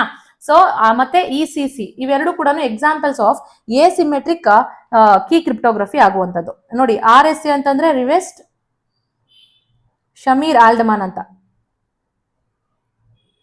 ಆಲ್ಡಮನ್ ಆಲ್ಗರಿದಮ್. ಅದು ಒಂದು ಆಲ್ಗರಿದಮ್ ಸೆಟ್ ಮಾಡಿರ್ತಾರೆ. ಆ ಆಲ್ಗರಿದಮ್ಗೆ ಮ್ಯಾಚ್ ಆದ್ರೆ ಮಾತ್ರನೇ ವೆರಿಫೈ ಮಾಡ್ತಾರೆ. ಹ್ಯಾಶಿಂಗ್ ಮಾಡ್ಬಿಟ್ಟು ರಿಸೀವರು ವೆರಿಫೈ ಮಾಡ್ತಾನೆ. ವೆರಿಫೈ ಮಾಡಿದಾಗ ಅವ್ರು ಕಳ್ಸಿರುವಂತಹ ಆಲ್ಗರಿದಮ್ಮು, ಇವ್ರು ರಿಸೀವ್ ಮಾಡಿರುವಂತಹ ಆಲ್ಗರಿದಮ್ಮು ಎರಡೂ ಸೇಮ್ ಇದ್ದಾಗ ಡಿಕ್ರಿಪ್ಟ್ ಆಗುತ್ತೆ ಮೆಸೇಜ್. ಓಕೆನಾ? ಅದನ್ನ ವೆರಿಫಿಕೇಶನ್ ಮಾಡೋದಕ್ಕೆ ಹ್ಯಾಶ್ ಫಂಕ್ಷನ್ ನ ಯೂಸ್ ಮಾಡ್ಕೊಳ್ಳುವಂಥದ್ದು. ಓಕೆ, ನೆಕ್ಸ್ಟ್ ಬಂತು ಅಂತಂದ್ರೆ digital signature. This is very very important. ನೋಡಿ, ಡಿಜಿಟಲ್ ಸಿಗ್ನೇಚರ್ ನಾವೇನೇನು ಕಲಿಬೇಕು, ಏನಕ್ಕೆ ಬೇಕು ಡಿಜಿಟಲ್ ಸಿಗ್ನೇಚರು? ಅಥೆಂಟಿಕೇಶನ್ ನ ಪ್ರೊವೈಡ್ ಮಾಡುತ್ತೆ. It has an integrity, it has non repudiation. Digital signature ಅಲ್ಲಿ ಒಂದೇ ಒಂದು ಡಿಸ್ಅಡ್ವಾಂಟೇಜ್ ಅಂತ ಕೇಳಿದ್ರೆ ಅದಕ್ಕೆ ಕಾನ್ಫಿಡೆನ್ಶಿಯಾಲಿಟಿ ಅನ್ನೋದು ಇರೋದಿಲ್ಲ.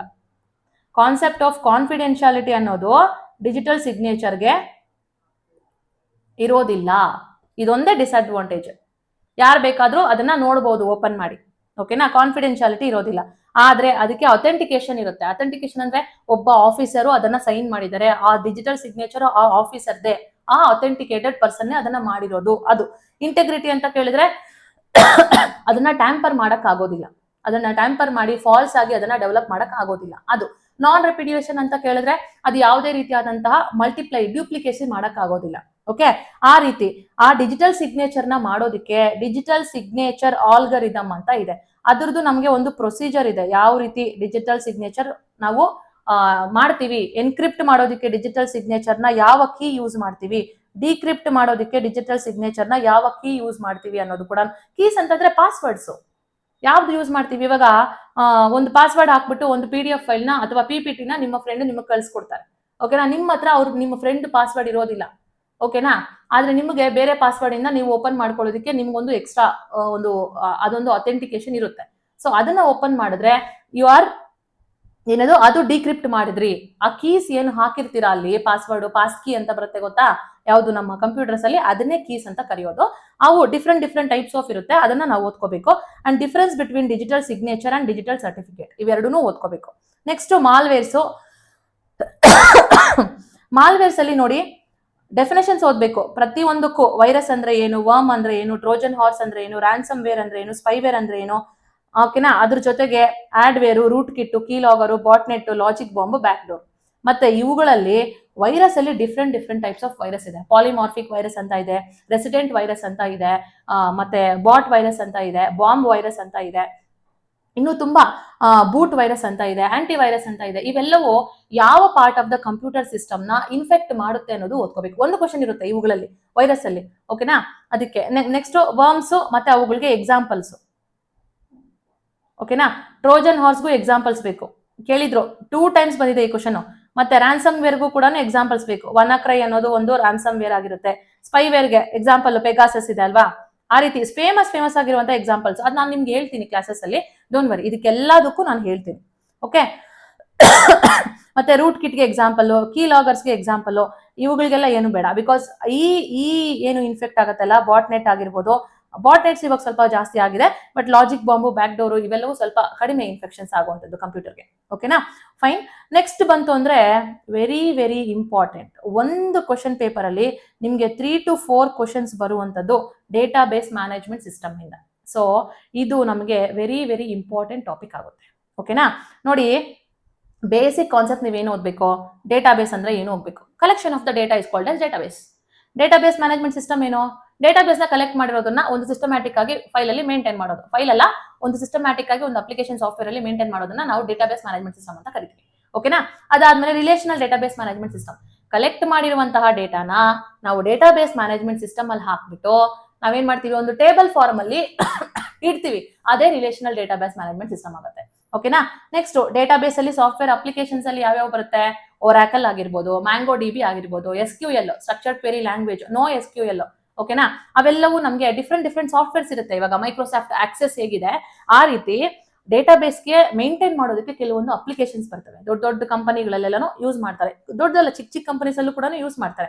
ಬಿಕಾಸ್ ಅವ್ರ ಡೇಟಾ, ಅವ್ರು ಎಷ್ಟು ಸೇಲ್ಸ್ ಆಗಿದಾವೆ, ಮಷಿನರೀಸ್ ಪ್ರೊಡಕ್ಷನ್ ಆಗಿರ್ಬೋದು, ಸಂಡೇ ಆಗಿರ್ಬೋದು. ಓಕೆನಾ? ಅದನ್ನ ಯೂಸ್ ಮಾಡ್ತಾರೆ. ನೆಕ್ಸ್ಟ್, ಈ ಡೇಟಾಬೇಸ್ ಅಡ್ವಾಂಟೇಜಸ್ ಏನು, ಮತ್ತೆ ಫೈಲ್ ಸಿಸ್ಟಮ್ಗೂ ಡೇಟಾಬೇಸ್ ಮ್ಯಾನೇಜ್ಮೆಂಟ್ ಸಿಸ್ಟಮ್ಗೂ ಇರುವಂತಹ ಡಿಫರೆನ್ಸಸ್ ಏನು ಅಂತ ಓದ್ಕೋಬೇಕು. What is file system? ಈ ಡೇಟಾಬೇಸ್ ಮ್ಯಾನೇಜ್ಮೆಂಟ್ ಸಿಸ್ಟಮ್ ಅನ್ನೋದು ಬರೋದಕ್ಕಿಂತ ಮುಂಚೆ ನಾವು ಯಾವ ರೀತಿ ಡೇಟಾ ಸ್ಟೋರ್ ಮಾಡ್ತಿದ್ವಿ ಅಂತ ಹೇಳೋದೇ ಫೈಲ್ ಸಿಸ್ಟಮ್. ಓಕೆನಾ? ಆ ಫೈಲ್ ಸಿಸ್ಟಮ್ ಅಲ್ಲಿ ನಮಗೆ ಎಕ್ಸಾಂಪಲ್ಸ್ ಬಂದು ಹಡೂಪು, ಮತ್ತೆ ಯಾಹೂ ಅವರು ಒಂದು ಬಿಟ್ಟಿದ್ರು. ಅಂದ್ರೆ ಯಾಹೂ ಅವ್ರದ್ದು ಫೈಲ್ ಸಿಸ್ಟಮ್ ಇದ್ದಿದ್ದು ಅಪಾಚಿ ಪಿಗ್, ಅಪಾಚಿ ಹೈವ್ ಅಂತ ಏನೋ ಇತ್ತು. ಅಪಾಚಿ ಪಿಗ್ ಅನ್ಸತ್ತೆ, ಅಪಾಚಿ ಪಿಗ್ಗು. ಫೇಸ್ಬುಕ್ ಅವ್ರದ್ದು ಅಪಾಚಿ ಹೈವ್ ಇತ್ತು. ಓಕೆನಾ? ನೀವು ಇದೆಲ್ಲ ಸುಮ್ಮನೆ ವೇಸ್ಟ್, ಮೇಡಮ್ ಸುಮ್ಮನೆ ಹೇಳ್ತಿದ್ದಾರೆ ಅಂತ ಅನ್ಕೊಳ್ತೀರಾ. ನೆಕ್ಸ್ಟ್ ಎಕ್ಸಾಮ್ ಅಲ್ಲಿ ಗೊತ್ತಾಗತ್ತೆ ನಿಮ್ಗೆ. ಓಕೆ? ಸ್ವಲ್ಪ ಟಫ್ ಆಗಿ ಬರುತ್ತೆ ರೀ ಕ್ವಶನ್ಸ್. ಹಾಗಾಗಿನೇ ನಾನು ಇಷ್ಟು ರಿಸ್ಕ್ ತಗೊಂಡು ಎಲ್ಲ ಮಾಡ್ತಾ ಇರೋದು. ಇಟ್ ಇಸ್ ನಾಟ್ ಈಸಿ ಅಲ್ವಾ? If you want to score 26 out of 30, ಓಕೆನಾ, ಲೀವಿಂಗ್ ನೆಗೆಟಿವ್ಸ್ ತೆಗೆದು ಇಷ್ಟೊಂದು 26 out of 30 ತೆಗಿಬೇಕು ಅಂತಂದ್ರೆ you have to study well, right? So ಹಾಗಾಗಿ ಅಷ್ಟೇ. ನೆಕ್ಸ್ಟ್, ಡೇಟಾ ಮಾಡೆಲ್ಸ್ ಅಲ್ಲಿ ಬಂದ್ರೆ ಹೈರಾರ್ಕಿಯಲ್ ಮಾಡೆಲು, ನೆಟ್ವರ್ಕ್ ಮಾಡೆಲು, ರಿಲೇಷನಲ್ ಮಾಡೆಲು.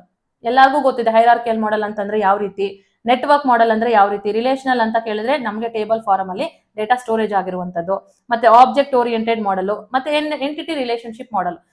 ಇವಿಷ್ಟು ಕೂಡ ಡೆಫಿನೇಷನ್ಸ್, ಮತ್ತೆ ಯಾವ ಫಾರ್ಮ್ ಅನ್ನೋದು, ರೆಪ್ರೆಸೆಂಟೇಷನ್ ಯಾವ ರೀತಿ ರೆಪ್ರೆಸೆಂಟ್ ಆಗುತ್ತೆ. ಈಗ ನೆಟ್ವರ್ಕ್ ಮಾಡೆಲ್ ಅಂತಂದ್ರೆ ಯಾವ ರೀತಿ, ಹಿಂಗೆ ಅಲ್ವಾ? ಹೈರಾರ್ಕಿಯಲ್ ಮಾಡೆಲ್ ಅಂತಂದ್ರೆ ಹಿಂಗೆ, ಇದು ಓಲ್ಡೆಸ್ಟ್ ಫಾರ್ಮ್ ಆಫ್ ಇದು, ಹಿಂಗೆ ಡೇಟಾ ಸ್ಟೋರೇಜ್ ಆಗೋದು. ಬಟ್ ಮೋಸ್ಟ್ ಕಾಮನ್ ಇದನ್ನೇ ಯೂಸ್ ಮಾಡೋದು. ರಿಲೇಷನಲ್ ಡೇಟಾಬೇಸ್ ಮ್ಯಾನೇಜ್ಮೆಂಟ್ ಏನಿದೆ ಅದನ್ನೇ ಯೂಸ್ ಮಾಡೋದು ಮೋಸ್ಟ್ ಕಾಮನ್ ಆಗಿ. ತುಂಬಾ ಕಾಂಪ್ಲೆಕ್ಸ್ ಆಗಿರೋದು ಅಂದ್ರೆ ನೆಟ್ವರ್ಕ್ ಮಾಡೆಲ್. ಅದಷ್ಟು ಈಸಿಯಾಗಿ ಅರ್ಥ ಆಗೋದಿಲ್ಲ, ಯೂಸರ್ಗೂ ಅರ್ಥ ಆಗಲ್ಲ, ಪ್ರೋಗ್ರಾಮ್ ಮೇಕರ್ಗೂ ಕೂಡ it will be tough to create that program, ಆ ಬ್ಲೂ ಪ್ರಿಂಟ್ ನ ಕ್ರಿಯೇಟ್ ಮಾಡಕ್ಕೆ. ಓಕೆನಾ? ನೆಕ್ಸ್ಟ್ ಬಂದ್ರೆ ಡೇಟಾಬೇಸ್ ಆರ್ಕಿಟೆಕ್ಚರ್. ನೋಡಿ, 1 tier architecture, 2 tier architecture, 3 tier architecture, 3 schema architecture. ಇದು ಡೇಟಾಬೇಸ್ ಆರ್ಕಿಟೆಕ್ಚರು. ಸ್ಕೀಮಾ ಆರ್ಕಿಟೆಕ್ಚರು ಬೇರೆ ಇರುತ್ತೆ. ಅದು ನಾನು ನಿಮ್ಗೆ ಲಾಸ್ಟ್ ಡೆಮೋ ಸೆಷನ್ ಅಲ್ಲಿ ಸ್ಕೀಮಾ ಆರ್ಕಿಟೆಕ್ಚರ್ ನ ಎಕ್ಸ್ಪ್ಲೇನ್ ಮಾಡಿದೀನಿ. ಅದೇ ರೀತಿ ಡೇಟಾಬೇಸ್ ಆರ್ಕಿಟೆಕ್ಚರ್ ಕೂಡ ನಮಗೆ 3 ಟೈಪ್ಸ್ ಇದೆ. 1 ಟೈರ್ ಆರ್ಕಿಟೆಕ್ಚರ್ ಏನ್ ಬೇಕಾಗಿಲ್ಲ, ಡೈರೆಕ್ಟ್ ಆಗಿ ನಾವು ಸರ್ವರ್ ಇಂದ ಫೆಚ್ ಮಾಡೋದು ಡೇಟಾನ. So 2 tier architecture, 3 tier architecture ಸ್ವಲ್ಪ ಓದ್ಕೋಬೇಕು. ಯಾವ ರೀತಿ ಬಿಸ್ನೆಸ್ ಲೇಯರ್ಗೆ ಹೋಗ್ಬಿಟ್ಟು ಮತ್ತೆ ಡೇಟಾಬೇಸ್ ಇದಕ್ಕೆ ಹೋಗಿ ಅಲ್ಲಿಂದ ಕಲೆಕ್ಟ್ ಮಾಡುತ್ತೆ ಡೇಟಾನ, ಯಾವ ರೀತಿ ಫಿಲ್ಟರ್ ಮಾಡಿ ಟ್ರಾಫಿಕ್ ನ ಕಂಟ್ರೋಲ್ ಮಾಡಿ ನಮ್ಮ ಯೂಸರ್ಗೆ ಡೇಟಾನ ಕೊಡುತ್ತೆ, ಪ್ರೊವೈಡ್ ಮಾಡುತ್ತೆ, ನಮ್ಮ ಕ್ವೇರಿಗೆ ಆನ್ಸರ್ ಮಾಡುತ್ತೆ ಅನ್ನೋದು ನಾವು 2 ಟೈರ್ 3 ಟೈರ್ನ ಸ್ವಲ್ಪ ಚೆನ್ನಾಗಿ ಓದ್ಕೋಬೇಕು. ಫೈನ್. 3 ಸ್ಕೀಮಾ ಆರ್ಕಿಟೆಕ್ಚರ್ ಅಲ್ಲಿ external level, conceptual level, internal level. ಅದೇ ಇದು ಫಿಸಿಕಲ್ ಲೆವೆಲ್, ಇದು ಲಾಜಿಕಲ್ ಲೆವೆಲ್, ಇದು ಎಂಡ್ ಯೂಸರ್ ಲೆವೆಲ್ ಅಂದ್ರೆ ಕ್ಲೈಂಟ್, ಕಂಪ್ಯೂಟರ್, ನಾವು ಇದು. ಓಕೆನಾ? ಇಷ್ಟನ್ನು ಓದ್ಕೋಬೇಕು. ಇದು ಲಾಸ್ಟ್ ನಾನು ಡೆಮೋ ಎಕ್ಸ್ಪ್ಲೇನ್ ಮಾಡಿದ್ದೀನಿ. ನೆಕ್ಸ್ಟ್ ಬಂತು ಅಂದ್ರೆ ಡೇಟಾ ಇಂಡಿಪೆಂಡೆನ್ಸ್. ಇಲ್ಲಿ physical data independence, logical data independence. ಏನು ಫಿಸಿಕಲ್ ಡೇಟಾ ಇಂಡಿಪೆಂಡೆನ್ಸ್ ಅಂದ್ರೆ, ಈಗ ಒಂದು ಪೆನ್ ಡ್ರೈವ್ ಅಲ್ಲಿ ನೀವು ಹಳೆ ಫೋಟೋಸ್ ನ ಸ್ಟೋರ್ ಮಾಡಿ ಇಟ್ಟಿರ್ತೀರಾ. ಓಕೆನಾ? ಈಗ ಆ ಪೆನ್ ಡ್ರೈವ್ ಹಳೇದಾಗ್ತಾ ಇದೆ, ಅಲ್ಲಿ ಇಲ್ಲಿ ಬಿಸಾಕ್ತೀನಿ, ನಾನೀಗ ಹೊಸ ಲ್ಯಾಪ್ಟಾಪ್ ತಂದ್ಬಿಟ್ಟಿದ್ದೀನಿ. ಸೊ ಏನ್ ಮಾಡೋಣ, ಪೆನ್ ಡ್ರೈವ್ ಅಲ್ಲಿ ಇಟ್ಕೊಂಡಿರೋ ಫೋಟೋಸ್ನೆಲ್ಲ ಲ್ಯಾಪ್ಟಾಪ್ಗೆ ಹಾಕೊಂಡ್ ಬಿಡೋಣ ಅಂತ ಅನ್ಕೋತೀರಾ. ಓಕೆ? ಫಿಸಿಕಲ್ ಅಲ್ಲಿ ಏನಾಗಿದೆ, ನಿಮ್ಗೆ ಫಿಸಿಕಲಿ ಆ ಡೇಟಾ ಪೆನ್ ಡ್ರೈವ್ ಅಲ್ಲಿ ಸ್ಟೋರ್ ಆಗಿದೆ, ನಿಮ್ ಫೋಟೋಸ್. ಇವಾಗ ಲ್ಯಾಪ್ಟಾಪ್ಗೆ ಹಾಕೊಂಡ್ರಿ. ಇವಾಗ ಲ್ಯಾಪ್ಟಾಪ್ಗೆ ಹಾಕೊಂಡ್ಮೇಲೆ ನಿಮ್ಮ ಫೋಟೋಸ್ ಹಳೆ ತರ ಕಾಣಿಸುತ್ತಾ, ಇಲ್ಲ ಏನಾದ್ರು ಬ್ಯೂಟಿಫೈ ಆಗಿರತ್ತಾ? ಅಂದ್ರೆ ನೀವು ಇದಕ್ಕಿಂತ ಇವಾಗ ಏನಾದ್ರು ಮೇಕಪ್ ಆಗಿರತ್ತಾ ಆ ಫೋಟೋಗಳಲ್ಲಿ? ಇಲ್ಲ ಏನಾದ್ರು ವಕ್ರವಾಗಿ ಕಾಣಿಸ್ತಿರ್ತೀರಾ? ಇಲ್ಲ ಏನಾದ್ರು ಚೇಂಜಸ್ ಆಗಿರತ್ತಾ? ಸೇಮ್ ಫೋಟೋ ಅಲ್ವಾ? ನೀವ್ ಏನ್ ತೆಗ್ದಿರ್ತೀರಾ, ಪೆನ್ ಡ್ರೈವ್ ಅಲ್ಲಿ ಏನ್ ಫೋಟೋ ಇದೆ ಅದೇ ಫೋಟೋನೇ ನಿಮ್ ಲ್ಯಾಪ್ಟಾಪ್ ಅಲ್ಲಿ ಕೂಡ ಬರೋದು ಅಲ್ವಾ? ಏನಾಯ್ತು, ಫಿಸಿಕಲ್ ಅಲ್ಲಿ ನಮ್ಗೆ ಚೇಂಜ್ ಆಯ್ತು. ಪೆನ್ ಡ್ರೈವ್ ಇಂದ ಲ್ಯಾಪ್ಟಾಪಿಗೆ ಬಂತು, ಆದ್ರೆ ಮೇಲೆ ನಮ್ಮ ವ್ಯೂ ಲೆವೆಲ್, ಎಕ್ಸ್ಟರ್ನಲ್ ಲೆವೆಲ್ ಏನಾಯ್ತು, ಯಾವುದೇ ರೀತಿ ಅನ್ನೋದು ಚೇಂಜ್ ಆಗಲಿಲ್ಲ. ಅದನ್ನ ನಾವು ಫಿಸಿಕಲ್ ಡೇಟಾ ಇಂಡಿಪೆಂಡೆನ್ಸ್ ಅಂತ ಕರೆಯುವಂಥದ್ದು. ಓಕೆನಾ? ಈ ರೀತಿ ಲಾಜಿಕಲ್ ಡೇಟಾ ಇಂಡಿಪೆಂಡೆನ್ಸ್ ಬರುತ್ತೆ. ಅದನ್ನ ನಿಮ್ಗೆ ಎಕ್ಸ್ಪ್ಲೇನ್ ಮಾಡ್ತೀನಿ. ಓಕೆ, ನೆಕ್ಸ್ಟ್ ಇಂಟಿಗ್ರಿಟಿ ಕನ್ಸ್ಟ್ರೈನ್ಸ್ ಅಂತ ಬರುವಂತದ್ದು. ಅದರಲ್ಲಿ ನಮಗೆ ಡೊಮೈನ್ ಕನ್ಸ್ಟ್ರೈನ್ಸ್ ಬರುತ್ತೆ, ಎಂಟಿಟಿ ಕನ್ಸ್ಟ್ರೈನ್ಸ್ ಬರುತ್ತೆ, ಮತ್ತೆ ಎಂಟಿಟಿ ಇಂಟಿಗ್ರಿಟಿ ಬರುತ್ತೆ, ರೆಫರೆನ್ಷಿಯಲ್ ಇಂಟಿಗ್ರಿಟಿ ಬರುತ್ತೆ, ಮತ್ತೆ ಕೀ ಕನ್ಸ್ಟ್ರೈನ್ಸ್ ಅಂತ ಬರುತ್ತೆ. 4 ಟೈಪ್ ಆಫ್ ಇಂಟಿಗ್ರಿಟಿ ಕನ್ಸ್ಟ್ರೈನ್ಸ್ ಬರುವಂತದ್ದು. ಇವುಗಳಲ್ಲಿ ನಮಗೆ ತುಂಬಾ ಇಂಪಾರ್ಟೆಂಟ್ ಅನ್ನೋದು ಎಲ್ಲಾನು ಎಂಟಿಟಿ ಇಂಟಿಗ್ರಿಟಿನೂ ಬರುತ್ತೆ, ಡೊಮೈನ್ ಕನ್ಸ್ಟ್ರೈಂಟೂ ಬರುತ್ತೆ, ರೆಫರೆನ್ಷಿಯಲ್ ಇಂಟಿಗ್ರಿಟಿನೂ ಬರುತ್ತೆ, ಕೀ ಕನ್ಸ್ಟ್ರೈನ್ಸ್ ಬರುತ್ತೆ. ಓಕೆ, ಇಂಟಿಗ್ರಿಟಿ ಕನ್ಸ್ಟ್ರೈನ್ಸ್ ಅಂತಂದ್ರೆ ಕೆಲವೊಂದು ಕಂಡೀಷನ್ಸ್ ಇರ್ತವೆ. ಏನಕ್ಕೆ? ಡೇಟಾ ಅಕ್ಯುರಸಿನ ಮೇಂಟೈನ್ ಮಾಡಕ್ಕೆ, ಕರೆಕ್ಟ್ ಇದೆ ಡೇಟಾ ಅಲ್ವಾ. ಈಗ ಕನ್ಸಿಸ್ಟೆನ್ಸಿನ ಮೇಂಟೈನ್ ಮಾಡಕ್ಕೆ, ಇವಾಗ ನಾನು ಇವಾಗ ಏನೋ ಒಂದು ಎಸ್ಸೆನ ನೋಡ್ತಾ ಇದ್ದೀನಿ, ಓಕೆನಾ, ತೆಗೆದ್ಬಿಟ್ಟು ಎಸ್ಸೆಗೆ ನಾನು ಮೆಟೀರಿಯಲ್ನ ಹುಡುಕ್ತಾ ಇದ್ದೀನಿ.